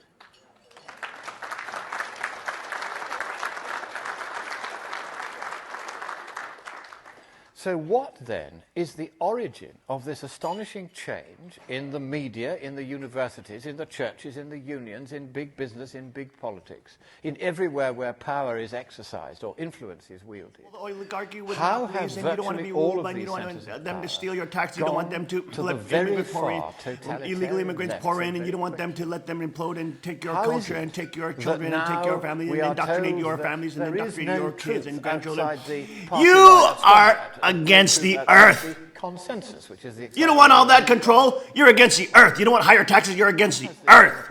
So suddenly, hands up all those of you who know who this is. You don't want the elites to be able to monopolize all power and all research and disarm the public. You don't love the earth. Man of the 20th century. You don't care about the earth. There you go. Has anybody heard Oh, Lord, these crazies. No. He was the head of the Securitate, the secret police in Ceausescu's Romania. But that's not what makes him interesting to us in the West. He was appointed shortly after the Second World War as the head of a new division of the KGB called the Desinformatia Directorate.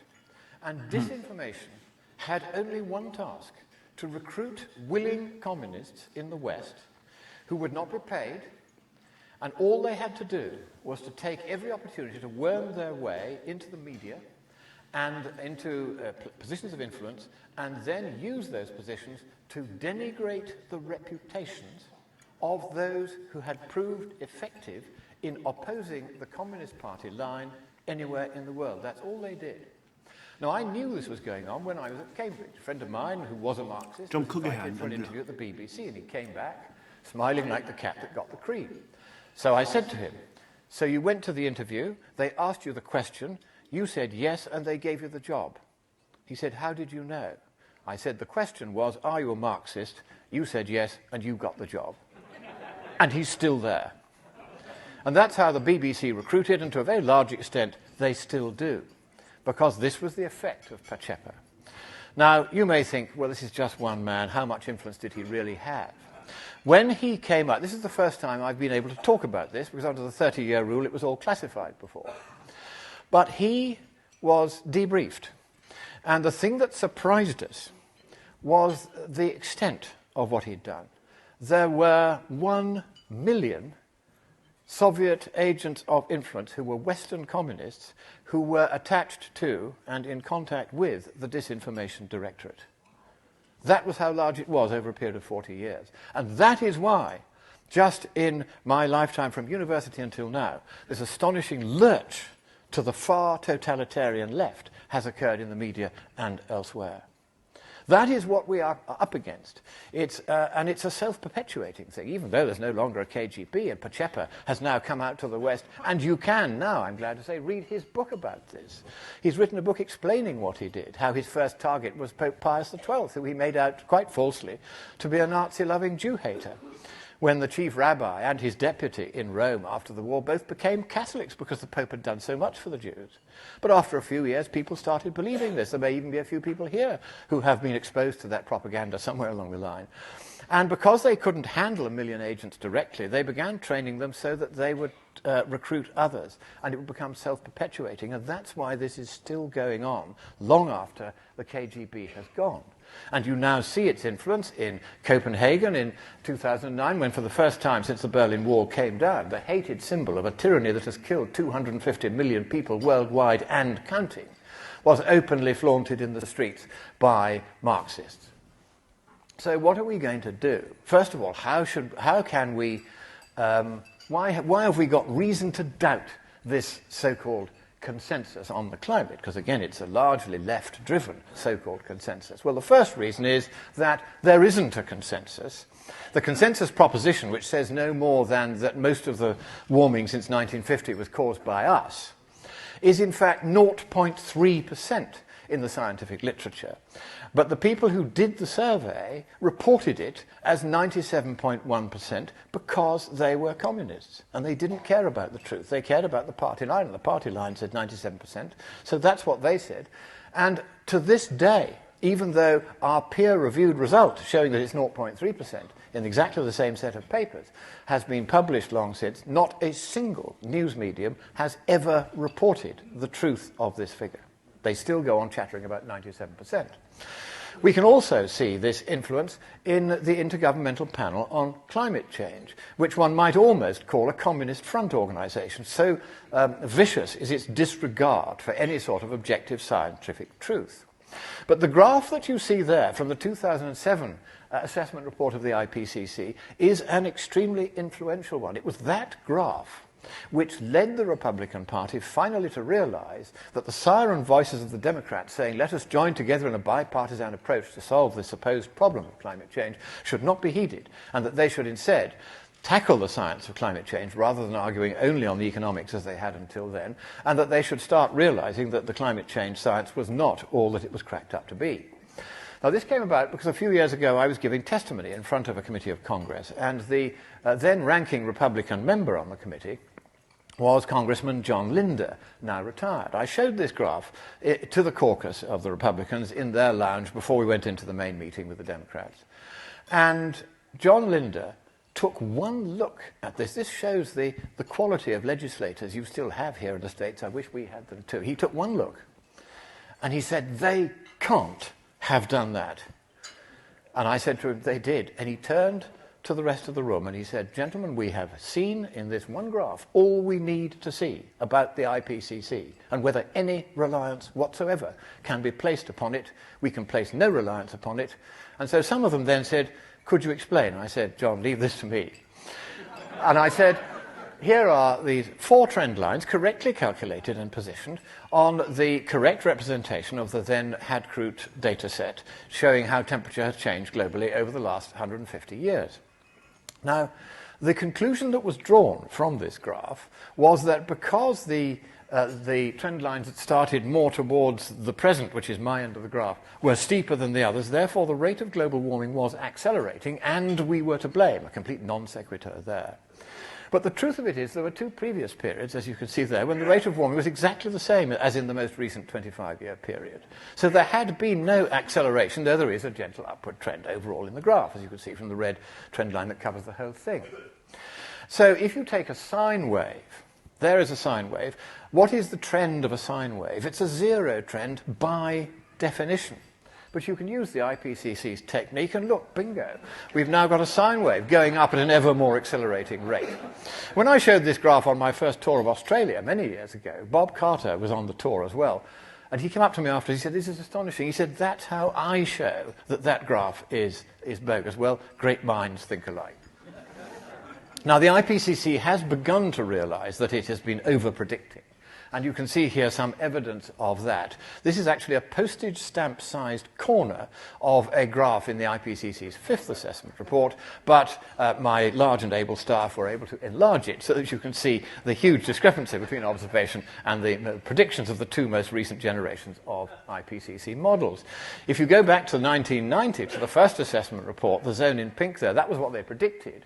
And even after all the adjustments that have been made upwards, ever upwards, to the global temperature records because they weren't showing enough warming, all 5 of the longest standing records, 2 satellite at the bottom and 3 non-satellite further up, that zone marked what happened. That is the measured temperature change. And it's entirely below the vast range of predictions made by the IPCC in 1990, from which an honourable man would deduce that maybe their way of doing climate sensitivity might have some problems with it.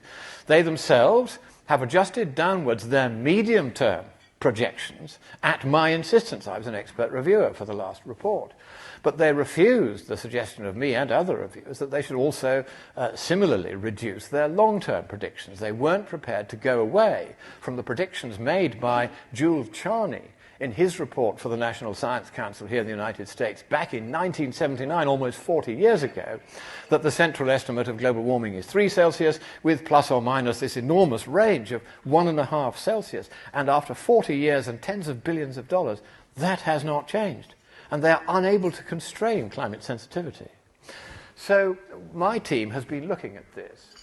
But before we get to it, I want to look at who have we got to convince if we're really going to win this debate. The temptation is to think we've got the Trump administration there, we've won, that's it, let's celebrate. But there have been some notes of caution sounded in this room yesterday that this is a temporary relief. How can we make it permanent? Who have we got to convince in order that we can make it permanent?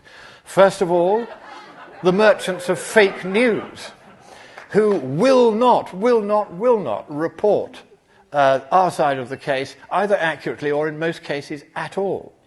Now, that is not how news media are supposed to operate. When I was a journalist, we faithfully gave both sides of the argument, even if the paper might incline itself to one side or the other. You gave both sides so that the readers could, to a large extent, make up their own minds. This is no longer the case because Pacepa's people have taken over the mainstream news media. That's why Willie Soon had such a hard time, and they would not print his side of the story. And not one of the trustees of the Smithsonian, when I wrote to each of them personally, would even acknowledge that I had written to them. Not even Chief Justice Roberts of the Supreme Court, whom I now call upon to resign for his failure to act.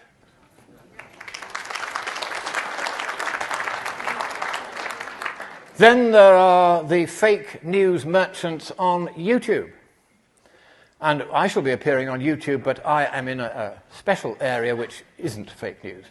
But this is Arnold Schwarzenegger, calling for those who disagree with his expert opinion on climate science to be killed. Now, Joe Bast and I and several others here have complained over and over again to YouTube to ask for this to be taken down. This is an extremely nasty piece of hate speech. It is still there. I checked yesterday. And it's been there now for over a year. And so the only answer to that, Google owns YouTube, is to boycott Google. And I'm pleased to report that as of today, as a result of Google not having addressed this and other instances of hate speech and extremist rhetoric that appear all over its websites, now some $480 million worth of advertising has been pulled from Google by most of its largest clients, and I urge the remainder of them to do the same as quickly as possible. We also have to convince Waxman and Markey, the authors of the Cap and Trade Bill. I have elevated them to the peerage because that means they will have no further influence on politics at all. We have to convince Rex Tillerson. Now, he was the chief executive officer of ExxonMobil. He's now the Secretary of State. He has always been, at best, equivocal on the climate question, and my spies inside the administration, who are numerous and devoted, have told me that he is one of the chief foci of resistance to Mr. Trump honouring a promise that he wishes to honour, which is to withdraw forthwith, not only from the Paris Climate Agreement, but also from the UNFCCC, because if you withdraw from the UNFCCC, you only have to give 1 year's notice, and it automatically takes you out of Paris. Give notice under Paris, and it's 3 years.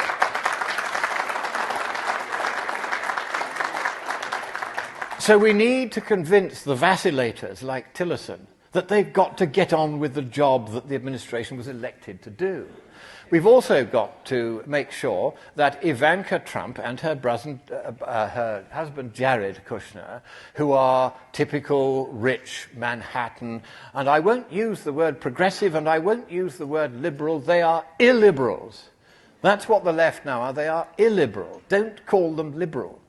There's nothing liberal about them anymore. And Gore has been talking to Ivanka, and we've got to persuade not only Ivanka, we've got to persuade Gore that he is wrong. This is the task I am setting myself in this presentation. The one group we don't have to convince that this is nonsense are, of course, the miners. I had the pleasure of addressing America's miners on the top of a mountain in West Virginia on Labor Day a few years ago. And 100,000 mine workers and their families and friends turned up. It is the largest audience I have ever addressed. They were a wonderful, friendly crowd. They were genuinely interested and relieved to hear there was no need for Obama's war on coal, scientifically speaking. And so they proved to be very strong supporters of Mr. Trump. But Mr. Trump himself is still going to need to be persuaded to carry out that campaign promise when Gore and Ivanka and Tillerson are telling him not to. Then, of course, we've even got to go for the really extreme extremists. On the left, you have Mr. Obama, and on the extreme left, come all the way around to the right, you have John Cook, the author of that bogus paper about the 97% consensus, and that is how he dresses up in his spare time. We are even going to try to convince them. And yes, we can.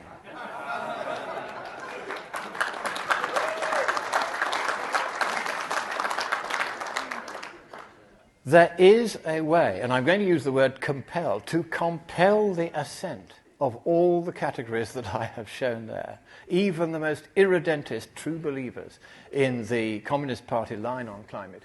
We can compel their assent. And the way we do this is to recognize that at the moment, until now, the debate on both sides has largely been a competition between conjectures. Now, in mathematics, a conjecture is something where the science isn't settled. We think that something may be true, but we can't actually prove it. One of the most famous unresolved conjectures in mathematics is on the screen at the top there. First of all, the formal mathematical logical definition, and then in simpler terms, what it means, which is that every composite number is the mean of two prime numbers. Now, I have recently stumbled upon another conjecture related to that, which I show at the bottom there, which is that certain of the partitions of 2n there have divisors, and if you count the number of positions that have these qualifying divisors, and the ratio of those partitions to the number of qualifying divisors in all of them for any n, is asymptotic to the Godin ratio conjugate phi apud infinitatem. It's a most extraordinary result. Never before had anyone suspected that this is the case. It does appear to be the case, and by numerical verification I think it's the case, but I can't prove it. However much we may think it's true, however much it would be beautiful if it were. And that's a conjecture. Now, if we're going to convince people, we have to do what James Garfield did. He was your 20th president. In 1876, he was having a conversation with some of his fellow representatives, people of the mental quality of John Linder, about mathematics, and he came across a fascinating demonstration and reported here in the April 1876 edition of the New England Journal of Education. He found a demonstration of the Pythagorean theorem. And here is that demonstration. On the left you have a trapezoid. On the right you have three triangles, two of them congruent right-angled triangles, the third an isosceles one. And the simple equations on the right of that demonstrate that this conclusively and in all cases proves the Pythagorean theorem. But the interesting thing about this is that this is similar to many other similar proofs by what is called dissection. Here is Aryabhata at the beginning of the 6th century AD. Here is Tabit ibn Qurra, again using a dissection proof in the middle of the 9th century AD. And here is even Monckton at the end of the 20th century doing a proof by inclusion. Now, what is fascinating is that in all cultures, from the Babylonians to the ancient early imperial Chinese to all these Easterners and the West, we all agree that this is true. Doesn't matter what our politics, whether we're totalitarians, libertarians, in all ages, this is true. There is nothing more true than a mathematical truth in those areas, which are not all areas, in which mathematics can establish that something is definitely true. So what we have to find then is something, and this is how the editor reported this in 1876, something on which the members of both houses can agree without distinction of party. That was the remark that I found, because I'm fascinated by the history of mathematics, and I found this remark and I thought, there is the clue. What we have to do is to find a demonstration that will convince the opponents. And so what formal demonstration then can we find? We need to find a formal demonstration that there are material errors in official climate physics.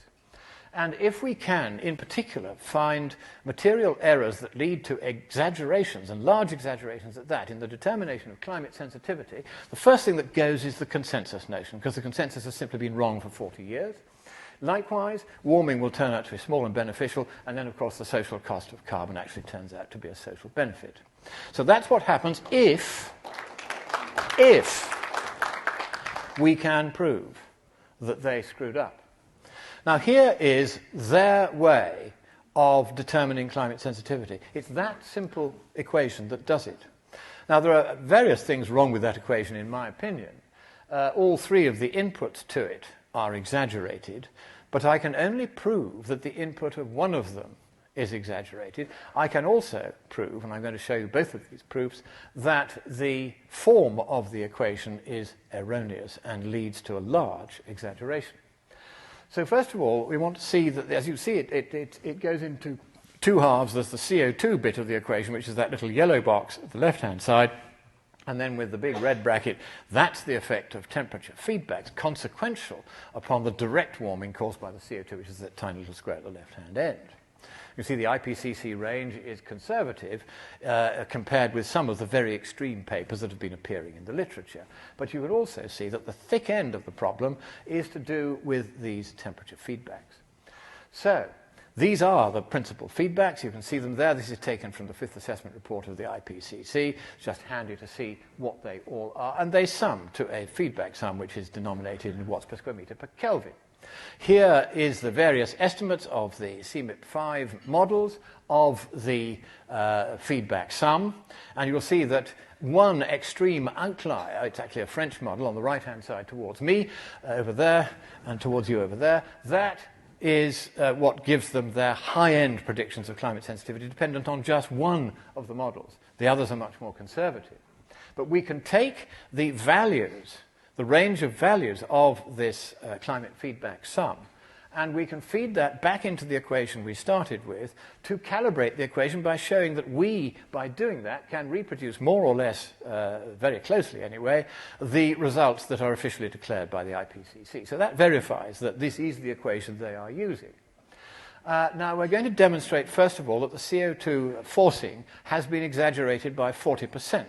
Now, it's Professor Will Happer who is the person who discovered this, and he gave this result at the World Federation of Scientists annual meeting in Sicily 2 years ago, and I was privileged to be there when he announced it, to the astonishment of the many true-believing scientists who were in the room. They didn't like it, but they couldn't fault it.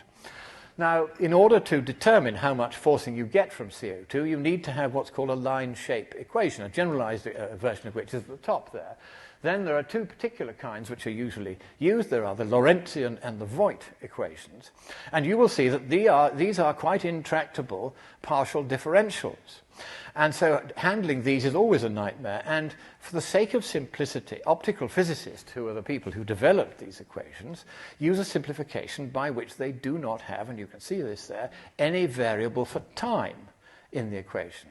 And the climate scientists, not understanding this, borrowed these equations from optical physics, which is Will Happer's specialist subject, without realizing that they had this defect. And in optical physics, it doesn't matter most of the time, but when you're trying to use this as a basis for determining climate sensitivity, it does. Because these collisions between molecules and photons occur not instantaneously, as these equations, as you can see, indicate. Instead, they occur over a period of approximately 1.6 picoseconds. And that difference, tiny though it is, overlooked by the climate scientists who didn't understand the math, means that they have overstated the direct forcing of CO2 and therefore climate sensitivity by 40%. And it's as simple as that. There you can see the difference between what they predict and what actually happens. You'll see that the differences are largely at the far wings of the absorption band, principal absorption band in this case, of CO2. And you'll see how it is that they have actually been able to measure this by taking a satellite, and it takes tangential readings, and you get two different kinds of reading depending on whether you assume instantaneity or you assume that the collisions take the time they are known to take. So here is the Happer effect. We started out with that line at the top where some of the extremist papers are saying you might get 13 Celsius of warming per doubling of CO2, and that comes down to absolute maximum of 9, but actually not more than about 3 Celsius at the top end if you use the IPCC's assumptions but correct for this error.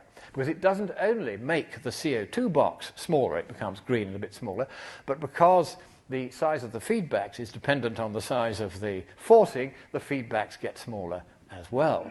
So that already is a very good start. And now we're going to demonstrate that the high-end effect of temperature feedbacks has also been exaggerated, and this is an even larger exaggeration. And again, this is a formal demonstration.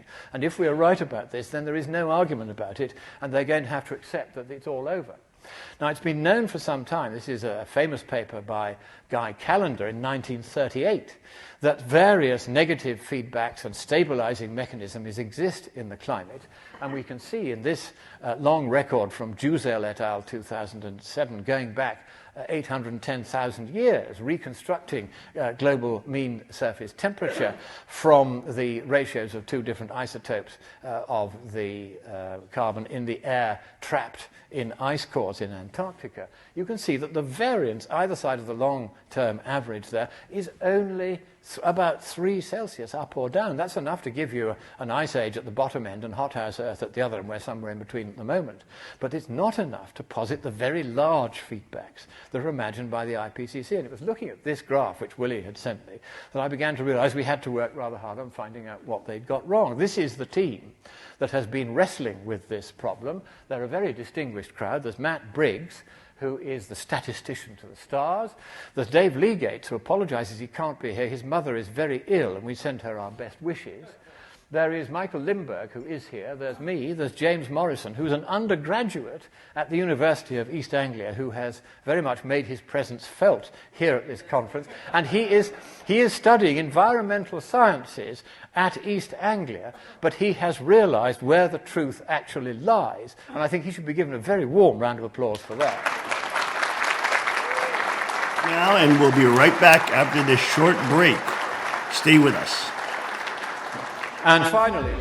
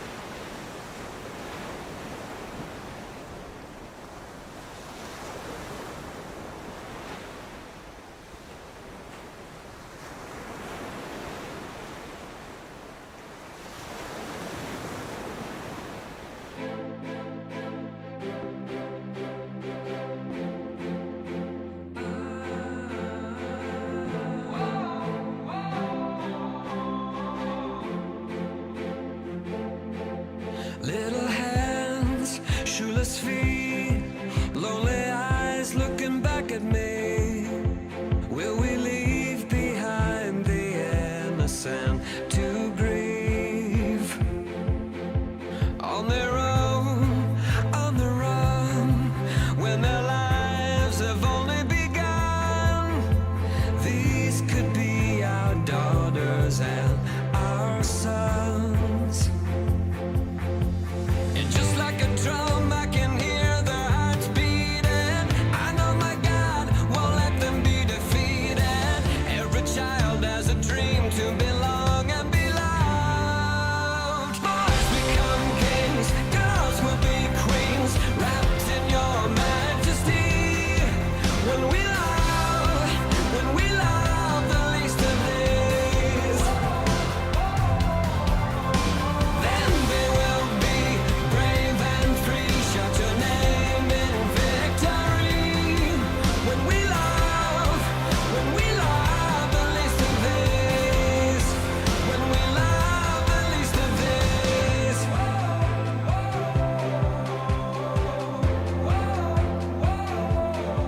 Break our hearts once again.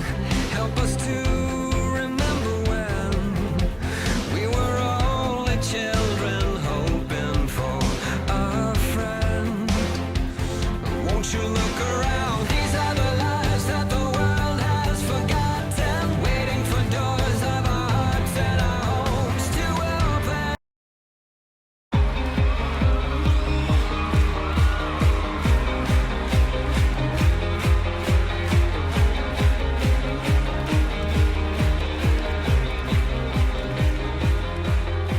At break of day, in hope we rise, we speak your name. And we are back. Welcome back to the King's Report this Monday, May 1st, 2017. I'm your host, Hung Sean Moon, the second king of Chanuguk. Let's go now to Tim for our important report. Tim. I'd like to update our audience on what's going on in Korea. Korean Peninsula, because the crisis is still not over, even though North Korea has not tested its nuclear device. Yes. But it still could happen at any time. And so the U.S.-Korea joint military exercises ended yesterday, the 30th, at the end of April. And the USS Carl Vinson was finally spotted off the coast of Nagasaki. It's been coming north all this time, and it's finally now entering the Japan Sea east of the Korean Peninsula. The National Security Advisor, General H.R. McMaster, appeared on Fox News Sunday yesterday and spoke about this situation. I'd like to go over that article. That National Security Advisor H.R. McMaster attempted to make clear Sunday that President Trump is seeking international support in trying to stop North Korea's pursuit of a nuclearized weapon, reasserting Trump's vow that the U.S. will no longer be the world's policeman. It's an open defiance of the international community, McMaster, a retired Army general, told Fox News Sunday. It's important for all of us to confront this regime. None of us can accept a North Korea with a nuclear weapon. From essentially the start of Trump's winning presidential campaign, he has criticized previous administrations about the financial and geopolitical consequences of leading efforts to police or overthrow foreign regimes. He even threatened to resign from NATO unless other countries started paying their fair share for such efforts.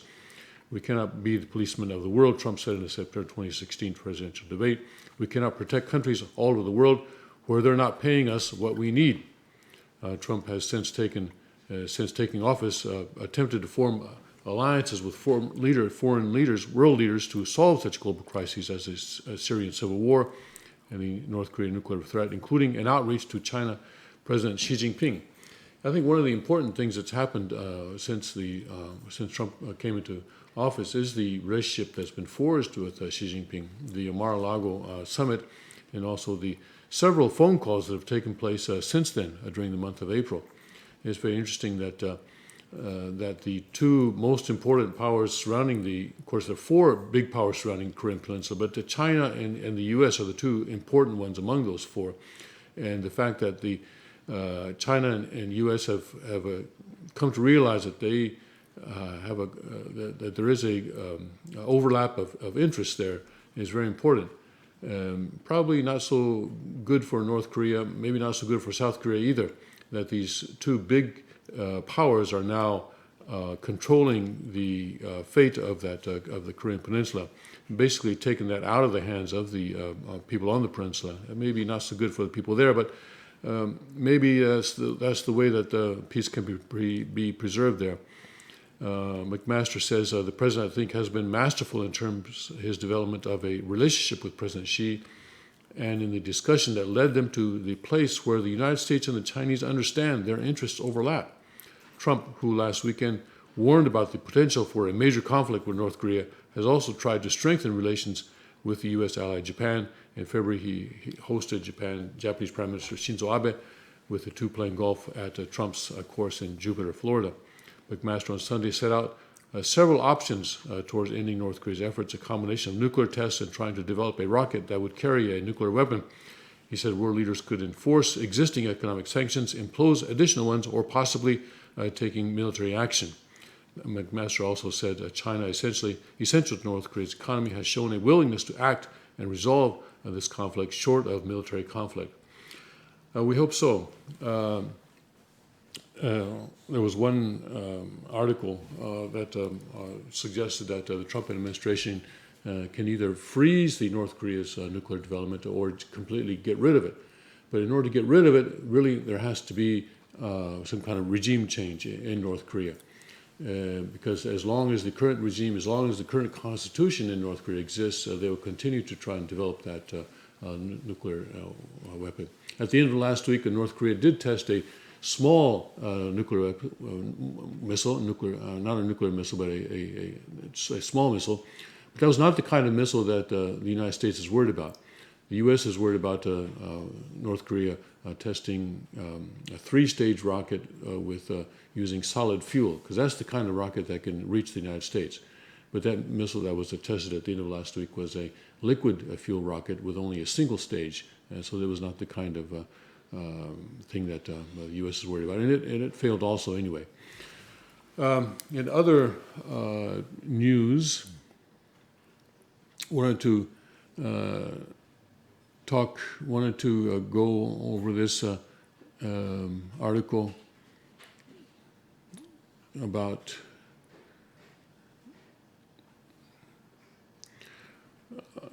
the Congress coming to an agreement on funding the U.S. government through September. Now, the end of September is the end of the fiscal year for the government, and so basically getting themselves off the hook of having to publish or having to agree on a real budget for the current fiscal year. But the important thing is that the agreement does not include any money for a wall along the southern border. The $1 trillion budget deal that congressional negotiators have reached will keep the government running through September and includes some wins for both political parties, it says. This is the AP article. The measure funding the remainder of the 2017 budget year eliminates cuts to popular domestic programs like medical research and infrastructure grants. Trump did obtain $1.5 billion for border security measures such as additional detention beds, and he got $15 billion down payment on his efforts to strengthen the military. The GOP also did not try to use the must-do spending bill to defund Planned Parenthood, and the White House backed away from language to take away grants from sanctuary cities that do not have information, that do not share information about people's immigration status with federal authorities. So in order to avoid a government shutdown, Trump made these compromises where he's okay, I will not defund Planned Parenthood, I will not take away grants from sanctuary cities, and I will not ask for or demand that the government to fund a wall along the southern border. And the Democrats are touting these as victories. Shutting down the government is not necessarily such a bad thing. It's happened several times in the past, and what it does, of course, is that it helps us understand just exactly how pervasive the federal government is in our lives, and it perhaps encourages people to seek solutions in the private sector rather than leaving so much of our lives up to the federal government. So I don't think it is such a good thing that the Congress has come to this agreement that keeps the government running at the cost of these important issues that could have been done and could have been argued and could have been debated more forcefully even at the cost of shutting down the government for a short time. But for some political reasons, I guess, the Republicans or even President Trump decided to avoid a government shutdown and to go ahead and fund the government through the end of September. Although the government shutdown could happen in another way, that is because the debt ceiling debate is going to come up, and so we may still have a government shutdown. I think that's predicted sometime in August. And we were mentioning the headlines at the beginning about how the Amazon stock was touted at the correspondents' dinner. What happened there was that Washington Post reporters were encouraging people to buy Amazon stock. Guess why? Because their boss is the boss of Amazon. This is, there you go. This is in Washington Times. This is why America despises the media, it says. A couple of thousand of the most esteemed and rarefied reporters gathered deep in the bowels of the Washington Hilton for this year's convening of the Mutual Admiration Society, referring to the White House Correspondents' Dinner. And one of the grandfathers, perhaps great-grandfathers of American journalism, uses his position of high authority on national television to promote stock in the company owned by his boss. So we're going to give out these awards, and they're cash awards, Bob Woodward says, sounding like a grubby politician making some kind of dirty deal in a dark-lit motel room. Bob Woodward, of course, is of the Washington Post. But I understand that the cash is redeemable for shares in Amazon, which may be a better investment. That would be the same Amazon that was founded by Jeff Bezos, who now runs the Washington Post and employs Mr. Woodward. Not sure which is worse, that the self-described great-grandfather of American journalism would stoop to hawking his boss's financial interests on national television, or that he did it in a room full of journalists and no one jumped on the story. Bob Woodward, of course, became famous as one of the reporters who uncovered the whole Watergate scandal and really pushed that to the point where President Nixon resigned. But now he's on the other side, it would seem, and he is using his position to the financial game of his boss. So who's going to be the reporter that brings that story to light? Ridiculous. Certainly not the Washington Post. Oh, boy. Yeah. Can you imagine, the story continues, can you imagine what these hyenas would have done if President Trump had made such a comment? Yeah, I mean, what did they do when someone touted Ivanka Trump's brand? Well, they really went after her. But they're quiet on this one. And aren't there supposed to be strict federal laws about this kind of thing? And also, how much Amazon stock has Mr. Bezos given to Mr. Woodward? But in this world of forever Watergate, Mr. Woodward is never to be questioned, which is perhaps why he gets away with talking like Lenny of Mice and Men. Oh, they go into this play a long time ago.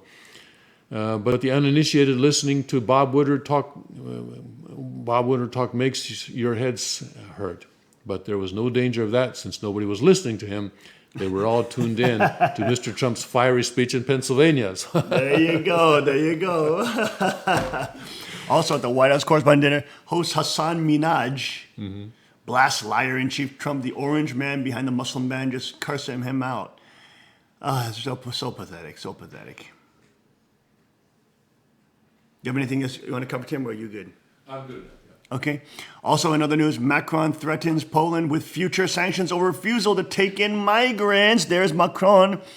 Further self-sabotaging himself, the Goldman Sachs banker-connected politician who just appeared out of nowhere as the candidate that now the big bankers are supporting. And of course, now separating and isolating himself, furthering himself, distancing himself from the actual French people who are starting to realize that these globalists do not care for them and want them to live under perpetual oligarchy and communism in unelected bureaucratic inventions of the elitist mind, such as the EU and the world governance, etc.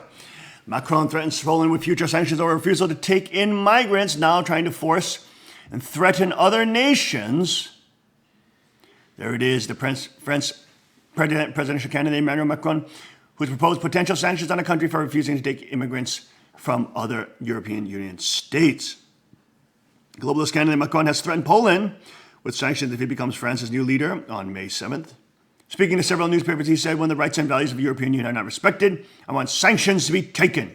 Of course, because you are simply props and puppets of the European monarchy and the elitist class that rules over those nations, doesn't allow for sovereignty, and believes that they are the new gods, the new monarchy of the current age. The Polish government has also clashed with the EU on the subject of its judiciary, which the EU has claimed has been weakened by the Conservative Law and Justice Party-led government. Of course, in that picture we see, of course, front and center, Marine Le Pen, who is scheduled to probably win in the upcoming election, hopefully. Polls say she's behind. Polls always say that the sovereignty continent is behind, just like they said polls said 97% of a success rate for Hillary Clinton when Trump was battling her for sovereignty against totalitarianism. We'll have Pierre Tardy on tomorrow, right? And giving us a brief report. He's back from France and Japan. So he will give us a report on his discoveries. We'll take a short break and see you right after this short break. Stay with us.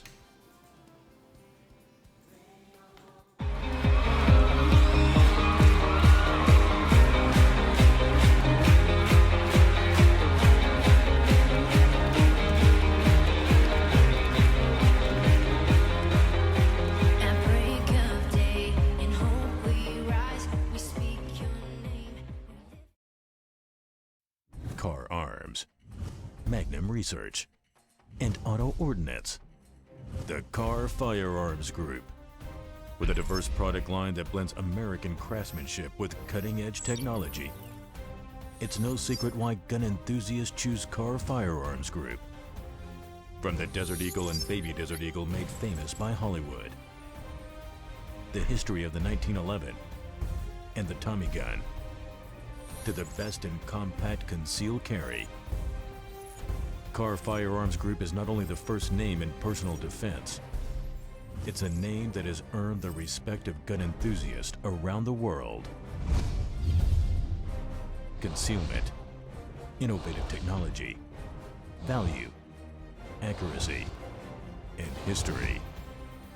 Carr Firearms Group. Made in the USA. Visit carr.com today.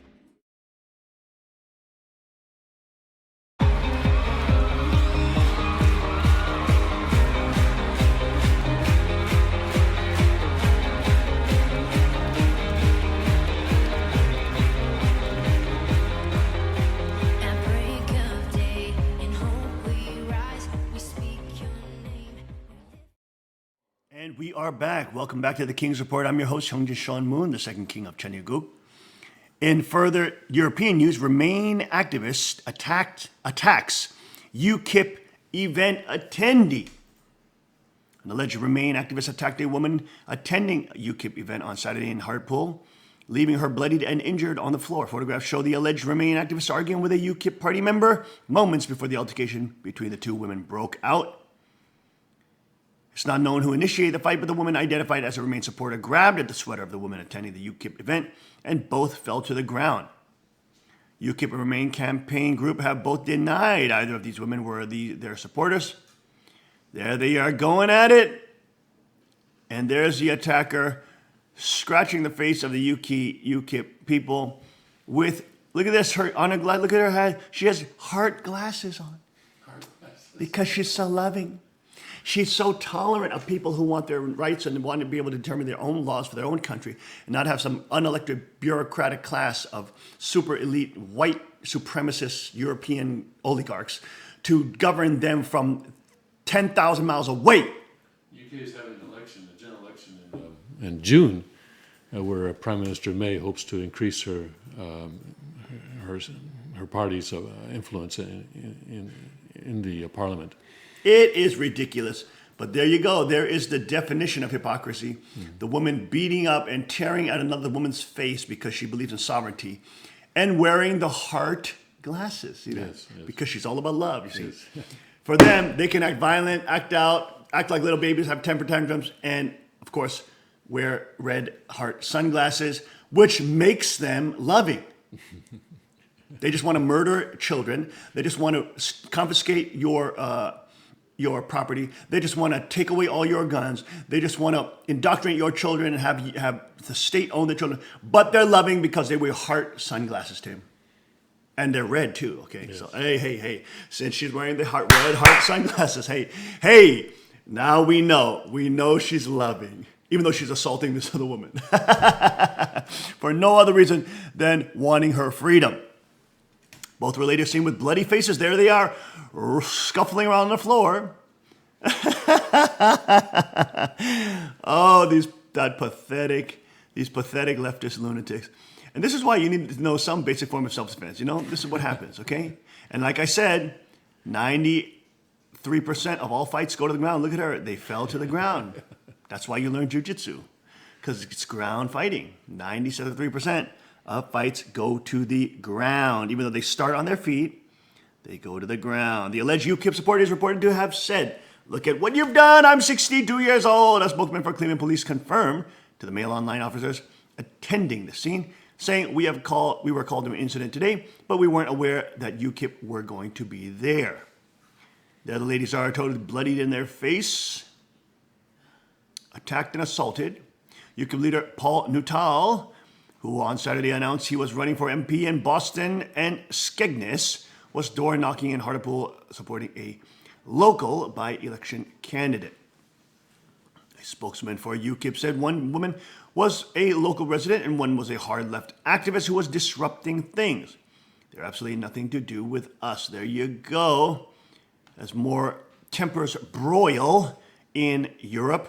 Crackdown. Turkey blocks all access to Wikipedia, revealing how tolerant they are with their new Islamic fundamentalist leader, Erdogan. Istanbul AP. In a move that social media users call censorship, a Turkish court on Saturday blocked access to Wikipedia, the free online encyclopedia, enforcing an early restriction by Turkey's telecommunications walked out. Of course, because you don't want people to have freedom of information. You don't want them to have access to information and immediate access to knowledge, because if you can control the knowledge that people get, then you can control the people. But if they're able to search and do Google searches and Wikipedia searches on all these various topics, including why their state has now moved from a parliamentary system to a executive branch system, which means dictator system, they can realize that, hey, maybe that's bad. Maybe that's not good. Maybe that is oppressive. Maybe other nations are living better than us.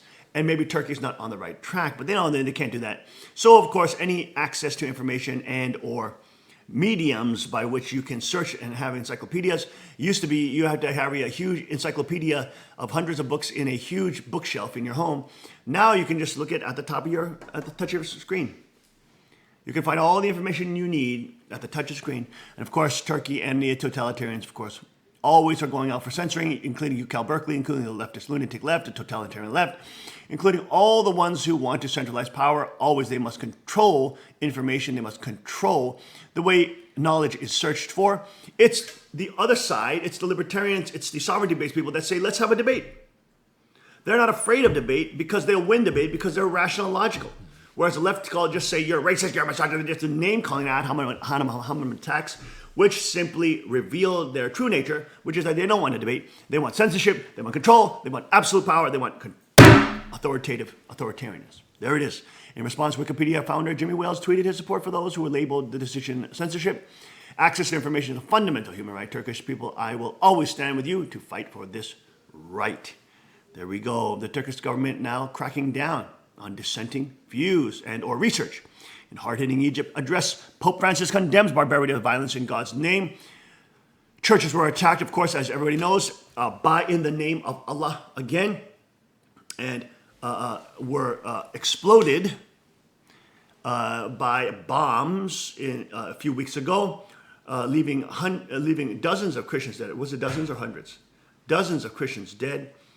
And of course, Pope Francis comes there, of course, speaking about how those things are bad.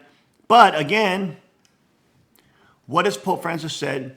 He mentions and condemns in his prayer people who make weapons and arms. Instead of saying Christians should be armed, instead of saying Christians should be able to have the right of self-defense, instead of Christians should be able to right to defend themselves, none of that. It's the weapons manufacturer's problem. Even though those bombs are not manufactured by weapons manufacturers, they're made underground by Islamic jihadis. But of course, he wants to use it as a pro-gun control political opportunity stunt and use the graves of the dead, exploded Christian people to say that gun control is needed. What a pathetic demon.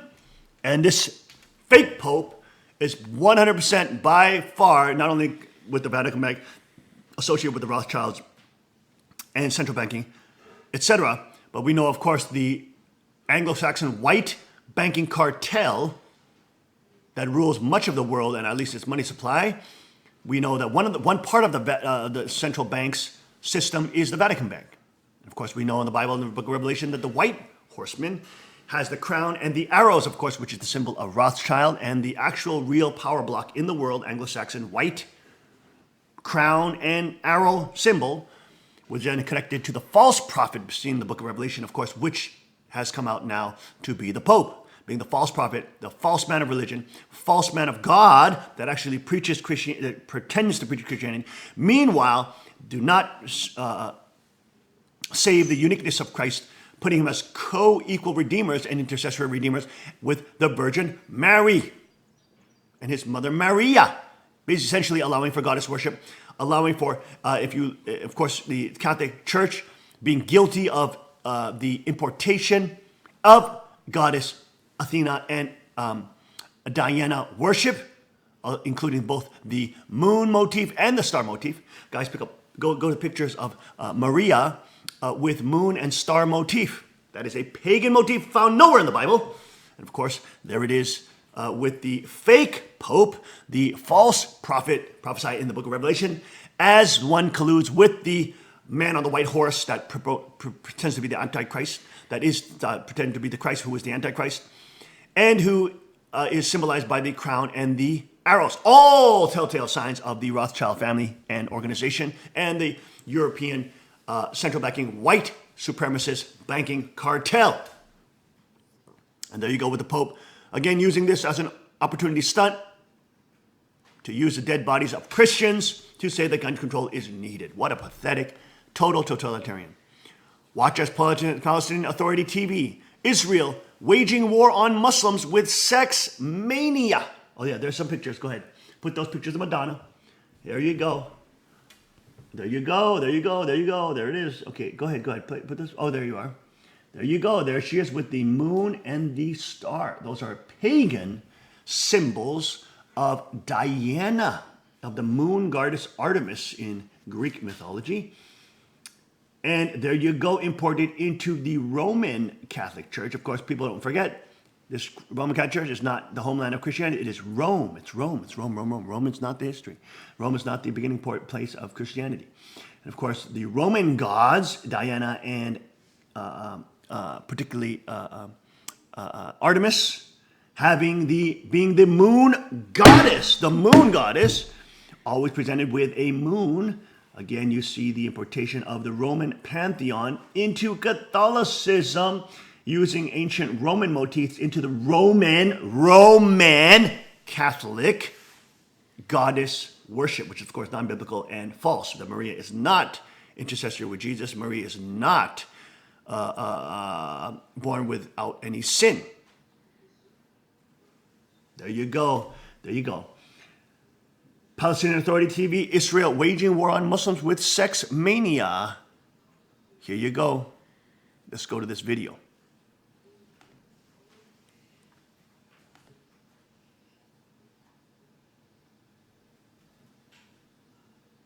This is a Muslim who was appointed. إسرائيل هو صراع الروح والجسد. إسرائيل اليوم توسع إعلامها العالمي وبدأت حربها على العرب والمسلمين من خلال سعار الجنس الذي تنشره في الأرض. هذا السعار كما قلنا في درس سابق لجأت إليه إسرائيل لتحطم كل ألوان الروح لدى العرب والمسلمين. مات في المسلمين كل شيء إلا شهواتهم لم تمت. ولذلك أصبحنا نرى من البذاءة وقلة الحياء على كثير من الشاشات الفضائية صورا ودعايات لإطالة العضو ولفعل كذا ولفعل كذا، كلها مما يجرمه الحياء ويخدش الحياء. لماذا؟ لأن هؤلاء اليهود في القرآن الكريم هم أنصار الجسد لا أنصار الروح. اليهود في عقيدتنا لا يؤمنون إلا بالجسد. ماذا قدمت إسرائيل اليوم للعالم إلا الفساد الأخلاقي، الفساد القيمي، إلا تعاطي العقارات والحبوب. قلت في درس سابق هناك وحدة في جهاز المخابرات الأمريكية اسمها وحدة صناعة المزاج العالمي. ينظرون في الخريطة ماذا يناسب غزة، الأردن، سوريا؟ حبوب الأترامادول، حبوب السعادة، حبوب الهلوسة تصنع لنا في الهند ثم تأتي إلى إسرائيل وتوزع هنا في سيناء ثم تنتشر على المنطقة لتأخذ البقية الباقية من قيم أبنائنا. The solution is radical jihadi Islam. Yes, of course, that will be the solution to the world's problems.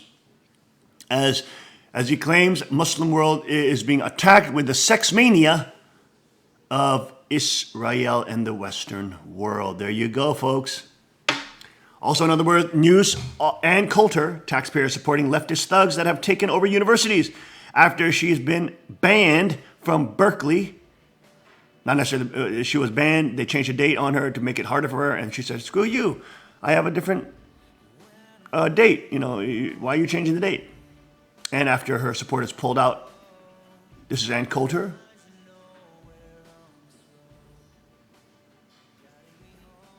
Yeah, they basically made it impossible for her to go there, yeah.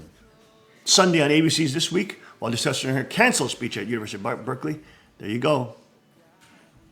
Conservative author Ann Coulter said people ought to be looking at taxpayers supporting the universities that have been taken over by leftist thugs. There you go. Let's go to this video. You and Ann Coulter agree on basically nothing. But you said that Berkeley made a, quote, grave mistake by canceling her speech. Why do you believe that? Jonathan, as you said, I don't remember ever agreeing with Ann Coulter on anything. Maybe there is something Ann and I have agreed on. But I do believe in the First Amendment, and I will fight for her right to say what she wants to say. The First Amendment is, and freedom of speech is, the cornerstone of our democracy. And whether it's college campuses, or it's somebody burning a flag, or it's the newspapers having a right to say whatever they want, we cannot toy around with the First Amendment. It is absolutely critical. Ann?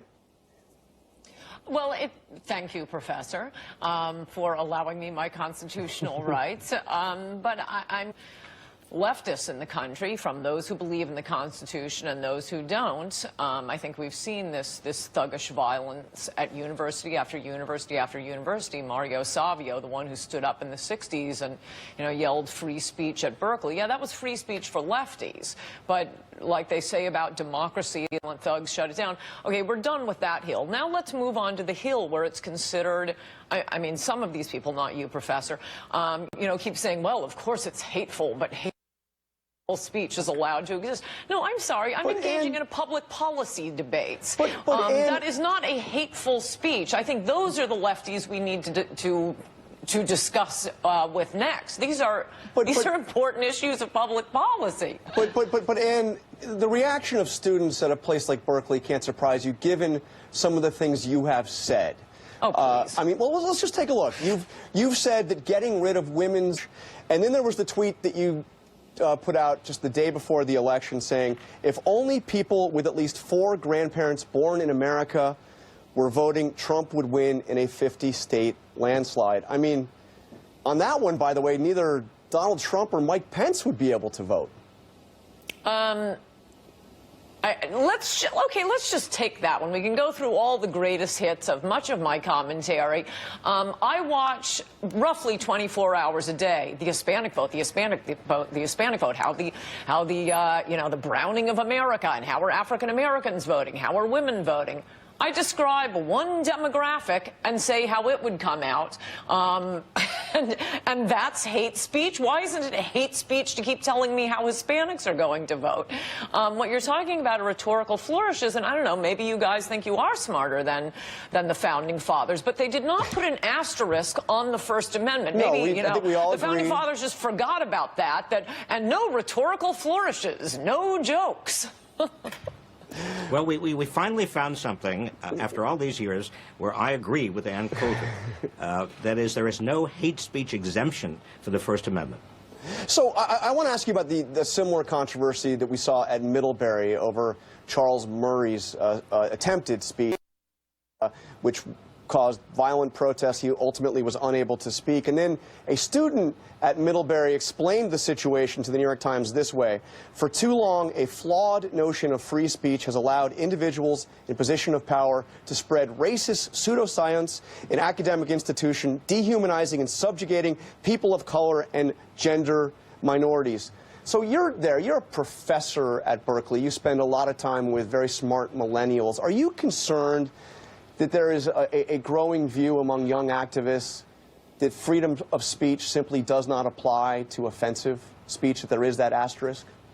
Jonathan, to the extent that there is that view at Berkeley or any place else, I am concerned, because one of the purposes of a university education is to be provoked, to examine what the evidence is. And if somebody says something that is offensive, well, that is not per se, you know, a violation of any kind of university norm. In fact, quite the opposite. I tell my students all the time the best way to learn something is to talk to people who disagree with you, because that forces you to sharpen your views and test your views, and you might even come out in a different place. A university of all places is the locus where we want to have provocative views. We want to have views that some people find to be offensive. Hey, Ann, can we find another place where the two of you might agree? I want to ask you, and I talked to Reince Priebus about it here just a short while ago, about what the president has said about opening up the libel laws. And we heard Priebus say that this is something they are still looking into. In other words, giving the president the ability to sue the New York Times or other news organizations for coverage that he does not like. Can we agree that that is not a good idea?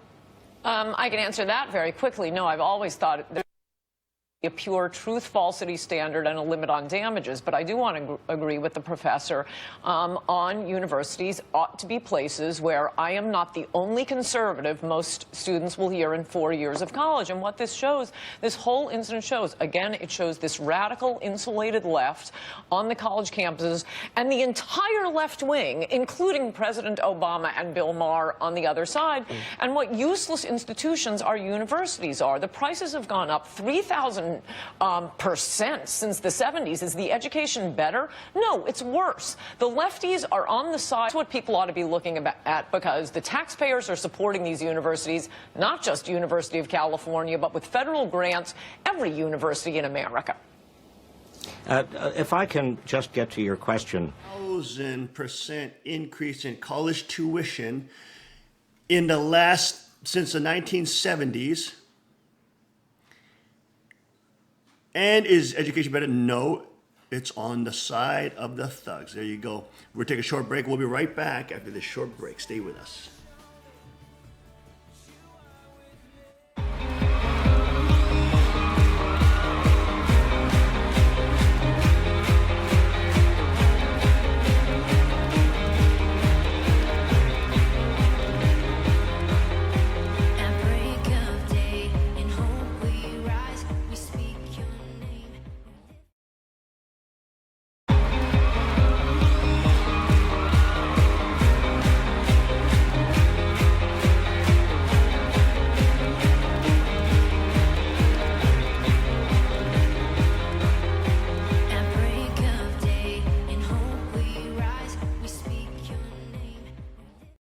Car Arms, Magnum Research, and Auto Ordnance. The Car Firearms Group, with a diverse product line that blends American craftsmanship with cutting-edge technology. It's no secret why gun enthusiasts choose Car Firearms Group.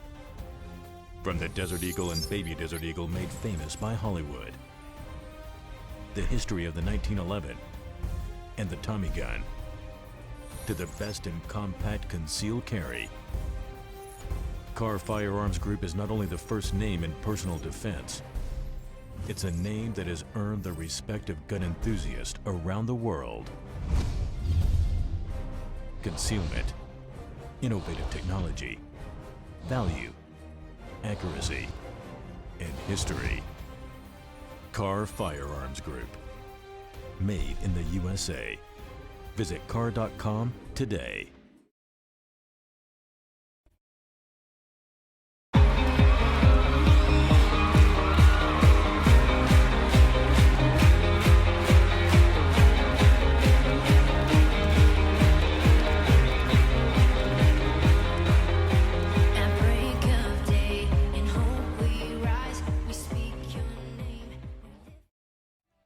And we are back. Welcome back to the King's Report this Monday, May 1st, 2017. I'm your host, Youngja Sean Moon, the second king of Chanuguk, and we are now on our last segment.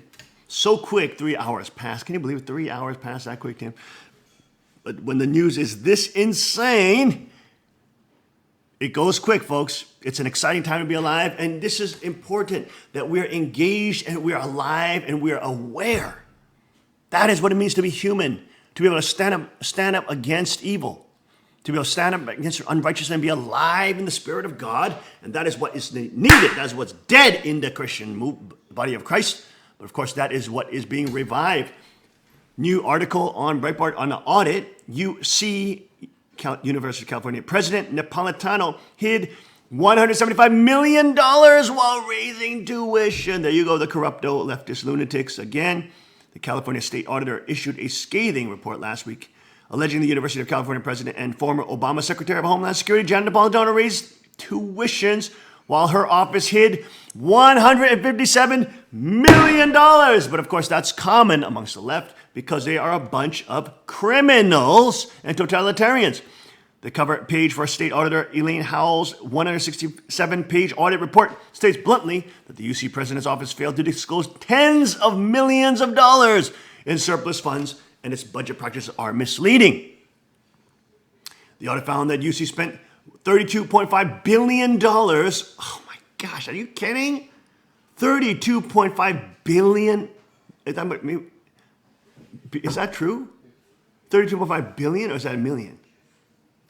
It says billion. It says $1 billion on expenses during. That's mind-boggling. That's mind-boggling. How the hell do they have $32 billion? What kind of crap is that? That's how much state money they're stealing from the people? Are you kidding me? That is outrageous. Oh my gosh. I thought it was million. It's billion. It's billion. Look, could they break it down in the further sentence?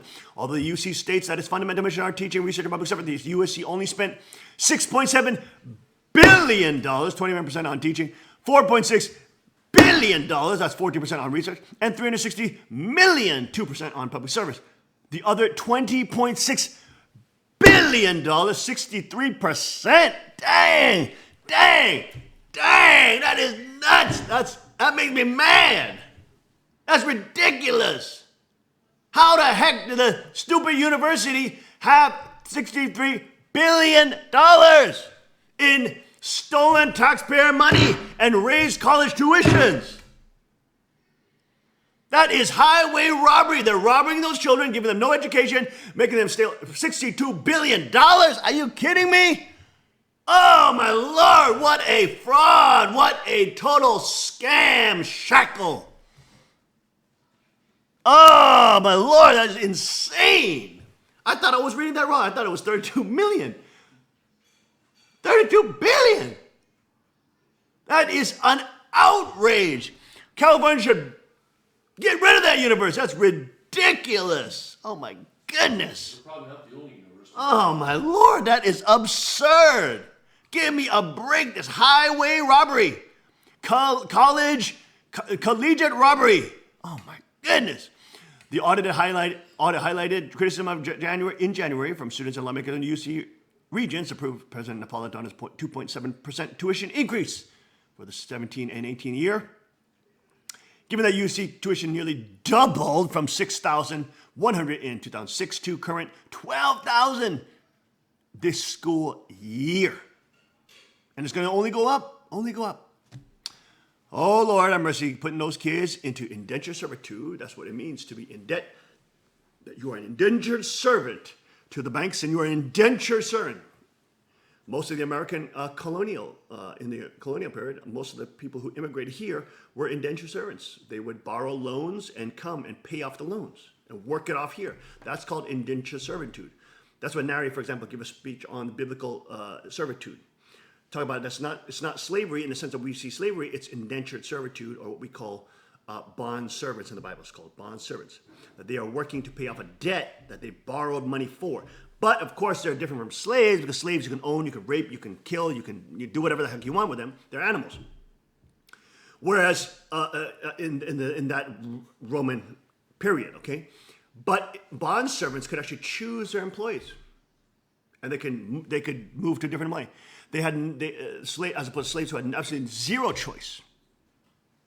Okay, but again, here you go, raising tuitions again, making these young people not only brain-dead, indoctrinated lefties and leftist lunatic cult members, but at the same time making them pay for it and become indebted to the banks, become indentured servants for the next 20 years of their life. They have to be slaves to the banks, literal indentured servants.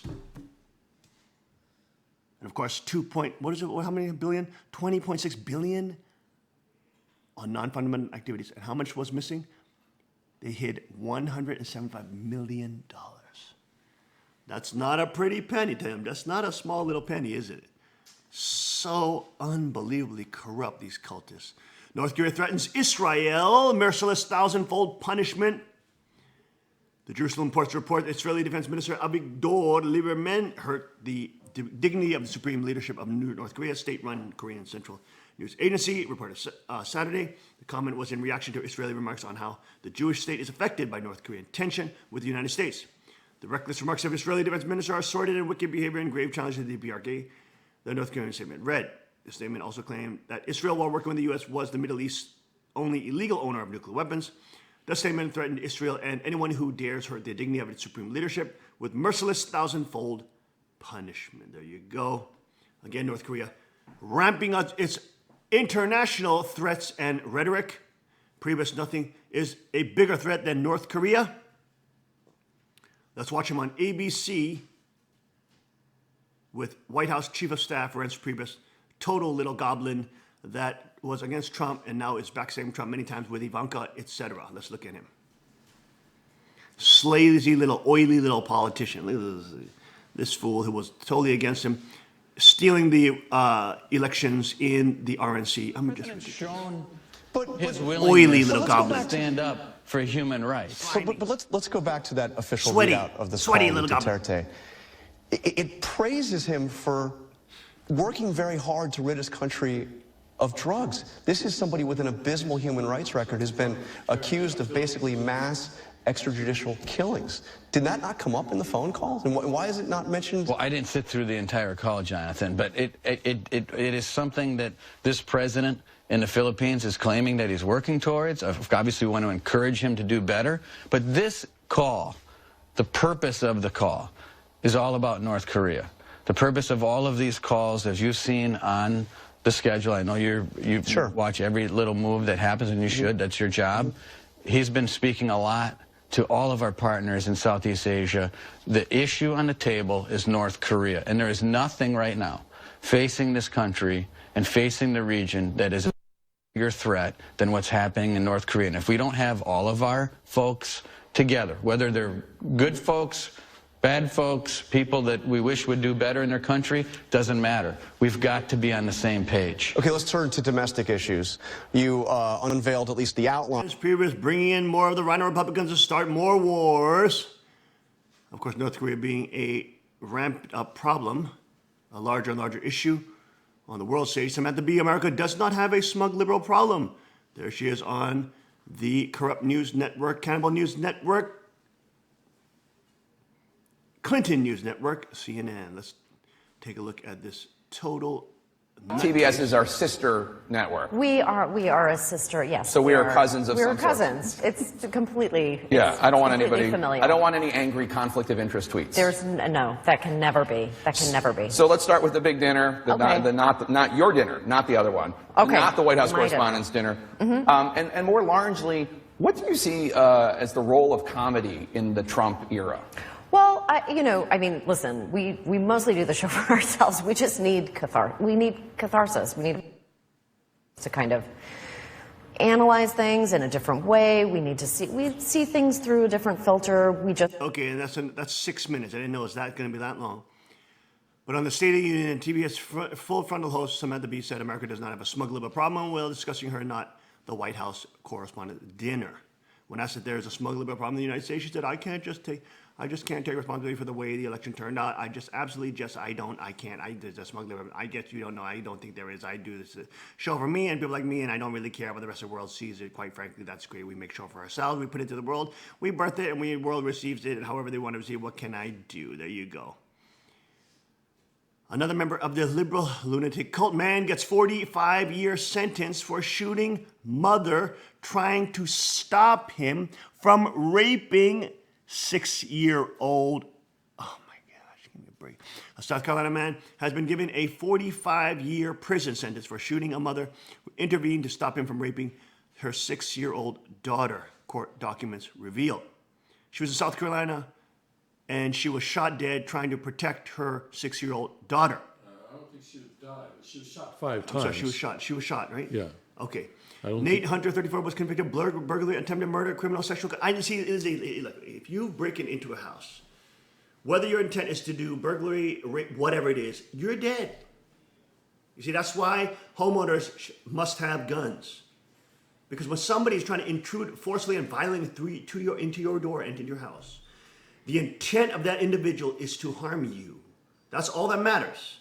They're not there to discuss politics over coffee. They're there to do something to your family and harm you or your family's assets and or people. And when they do, they are forfeiting their human rights because they're illegally entering a place with the nefarious aims of doing this. They're not there to help the Red Cross. Of course, Red Cross being a globalist organization run by the Rockefellers. Total front organizations for political Satanists.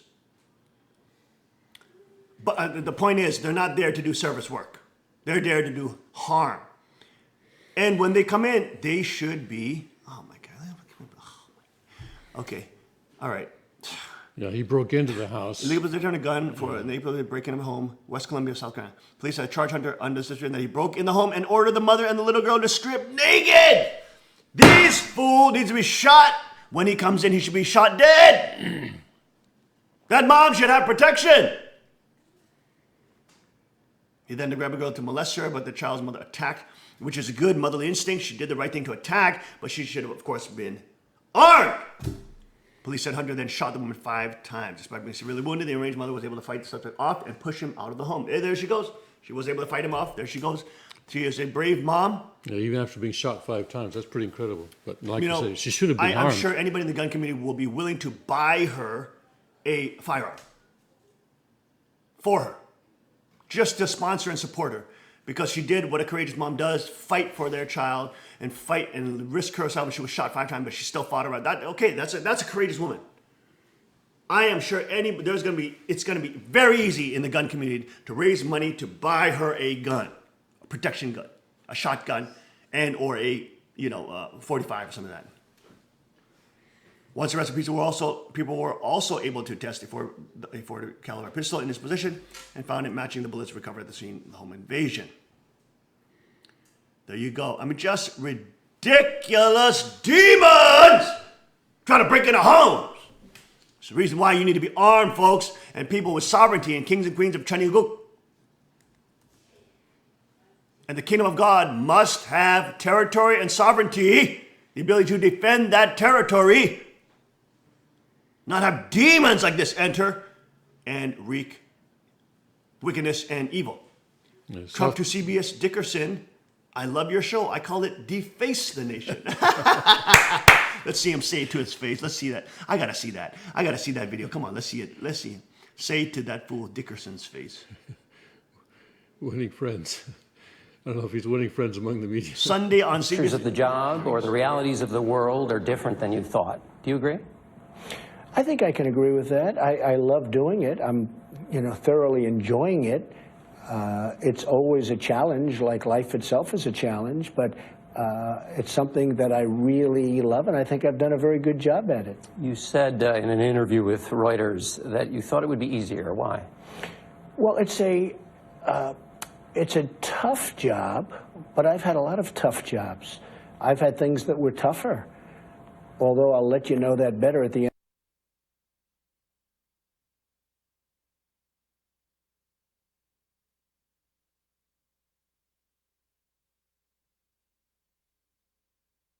Show, I call it Deface the Nation. Trump, well, it's a tough job. I've been there, et cetera, et cetera, et cetera. Perhaps 8 years, hopefully 8 years, but I'll let you know later on, et cetera, et cetera. I think we're doing great on it. Set, and our country is being traded out at every point. We're losing tremendous amount of money, and I think actually it's been very consistent. It's very funny when the fake media goes out, which we call the mainstream media, which sometimes I must say is you. Do you mean me personally, or? Well, your show, I love your show. I call it Deface the Nation. But your show is sometimes not exactly correct. But when they talk about currency manipulation, and I did say I would call China, if they were a currency manipulator early in my tenure. And then I get there, number one, as soon as I got elected, they stopped. It's not going down anymore, their currency. And there you go. Trump calling CBS's Dickerson deface the nation. Oh, it's coming back on. Let's see him. Trade. And I think actually I've been very consistent. You know, it's very funny when the fake media goes out, you know, which we call the mainstream media, which sometimes I must say is you. But when the You fake mean me personally, or your show, I love your show. I call it Deface the Nation. But you know, your show is sometimes not exactly correct. But when they talk about currency. Political magazine, despite political success, NRA struggles to attract black gun owners. There you go. That's Political magazine. I don't know how much I trust that poll. There's other polls that show that black gun ownership is skyrocketing, especially black women. Although the NRA annual meetings were abuzz with excitement over a speech from President Trump, a growing number of women in leadership and diverse lineup of speakers, Political magazine suggests it was still struggling to make black gun owners feel welcome. Well, if you look at, check out Colin Puar is his name, but he's one of the he's one of the black gun owners in the gun community for the NRA. He's very popular online on YouTube, and he's bringing gun awareness to the minority communities so that they understand their rights and real responsibilities to be armed. There you go. Trump responds to North Korea's latest ballistic missile test. North Korea disrespected the wishes of China and its highly respected president when it launched the missiles. Trump says China pressuring North Korea on missile nukes. Trump said he won't be happy if North Korea conducts a nuclear test. Transient man trolls media attacking Alex Jones. Media mainstream gets owned at the press conference where they've been basically trying to label Alex Jones as this kind of alienator and all this kind of thing, when actually 3 years ago, and he did did you see his press conference? It was amazing. His press conference was incredible. He called out the media as just total liars, fake media, and that they're going to twist everything, and that he's got his live broadcast right here so everybody can see. So he just totally trolled them. And then, of course, they're trying to paint him as some kind of splitter, and his wife, his ex-wife 3 years ago, etc., was the one who was, wanted sole custody. The three different lawyers, three different judges, or something like that, gave Alex Jones custody because they realized they sent people to watch him at his home, etc., and they found out he was a good dad, and they actually gave him sole custody. But then he said, no, I don't want sole custody. I want the kids to also be able to meet their mom because their mother is also important. So he was the one fighting for joint custody, even though the courts already gave him full custody because his wife had mental illness. She was suffering with mental illness, whatever. His former ex-wife. Anyways, he did an incredible press conference. It was very, very powerful, the press conference he did. In other news, Trump declares 8-year assault on Second Amendment is over! You came through for me, and I'm going to come through for you at the NRA, baby! Woo! You see that, baby? You see that? Right there. Bam! Right there. Bam! Lifetime member right there. And there's AR-15 matching my dim and dapper suit today. On Friday, President Trump delivered a speech to the National Rifle Association's 2017 Leadership Forum in Atlanta. This marks the first time sitting president has done so since Ronald Reagan in 1983. Triumphantly, Trump told the enthusiastic crowd the 8-year assault on your Second Amendment freedoms has come to a crashing end. You have a true friend and champion in the White House. You came through for me. I'm going to come through for you. Trump spent the early part of his speech thanking the NRA for backing his candidacy and helping him win the White House. He promised, "You're my friends, believe me," to the NRA. I can probably say I will never, ever let you down. The president thanked the NRA for its activism for the military, law enforcement, defending the American flag and the constitutional right to keep and bear arms. He was able to rouse much applause during his speech, especially when mentioning his cabinet members. He certainly raised the roof when he called out Pocahontas, a.k.a. Senator Elizabeth Warren, warning she could be a candidate in 2020 who's not big for the NRA. So it was a historic day for Trump and a day where gun rights were fully endorsed by the White House. 8 years was much too long. Watch the president's full speech above. There you go. And U.S. warship approaches North Korea after Kim Jong-un carries out another failed missile attack. There you go, folks. That is the top news on the King's Report this day, Monday, May 1st, 2017. We pray that you have a blessed and glorious day today in the presence of God and the hope filled with the Holy Spirit. We also implore you to not only support your evangelists and those who are preaching the gospel, the real ministries that are preaching the gospel and the kingdom gospel, but also to stand up yourself. Go out, talk to others, preach the kingdom gospel, open your mouth and declare it authority over the kingdoms of Satan, the principalities, and spiritual wickedness that rules the earth. Stand up in your spot. Stand in your place. Stand with Christ and his kingship. Stand with the Chenigal Constitution. Spread the word, for the prayer that we pray every day, thy kingdom come, thy will be done, is coming to this world. We thank you once again for joining us today. We'll see you tomorrow, 5 a.m. sharp on the King's Report. God bless, Godspeed, and may his kingdom come. Amen and adieu. See you.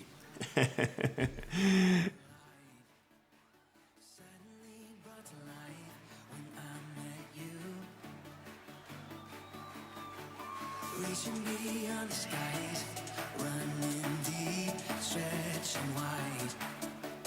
Perfect love realized, here with you. Come on now. Now this love is for real, you will never let go, never let go. Oh, it's more than just words, love beyond my control, out of control.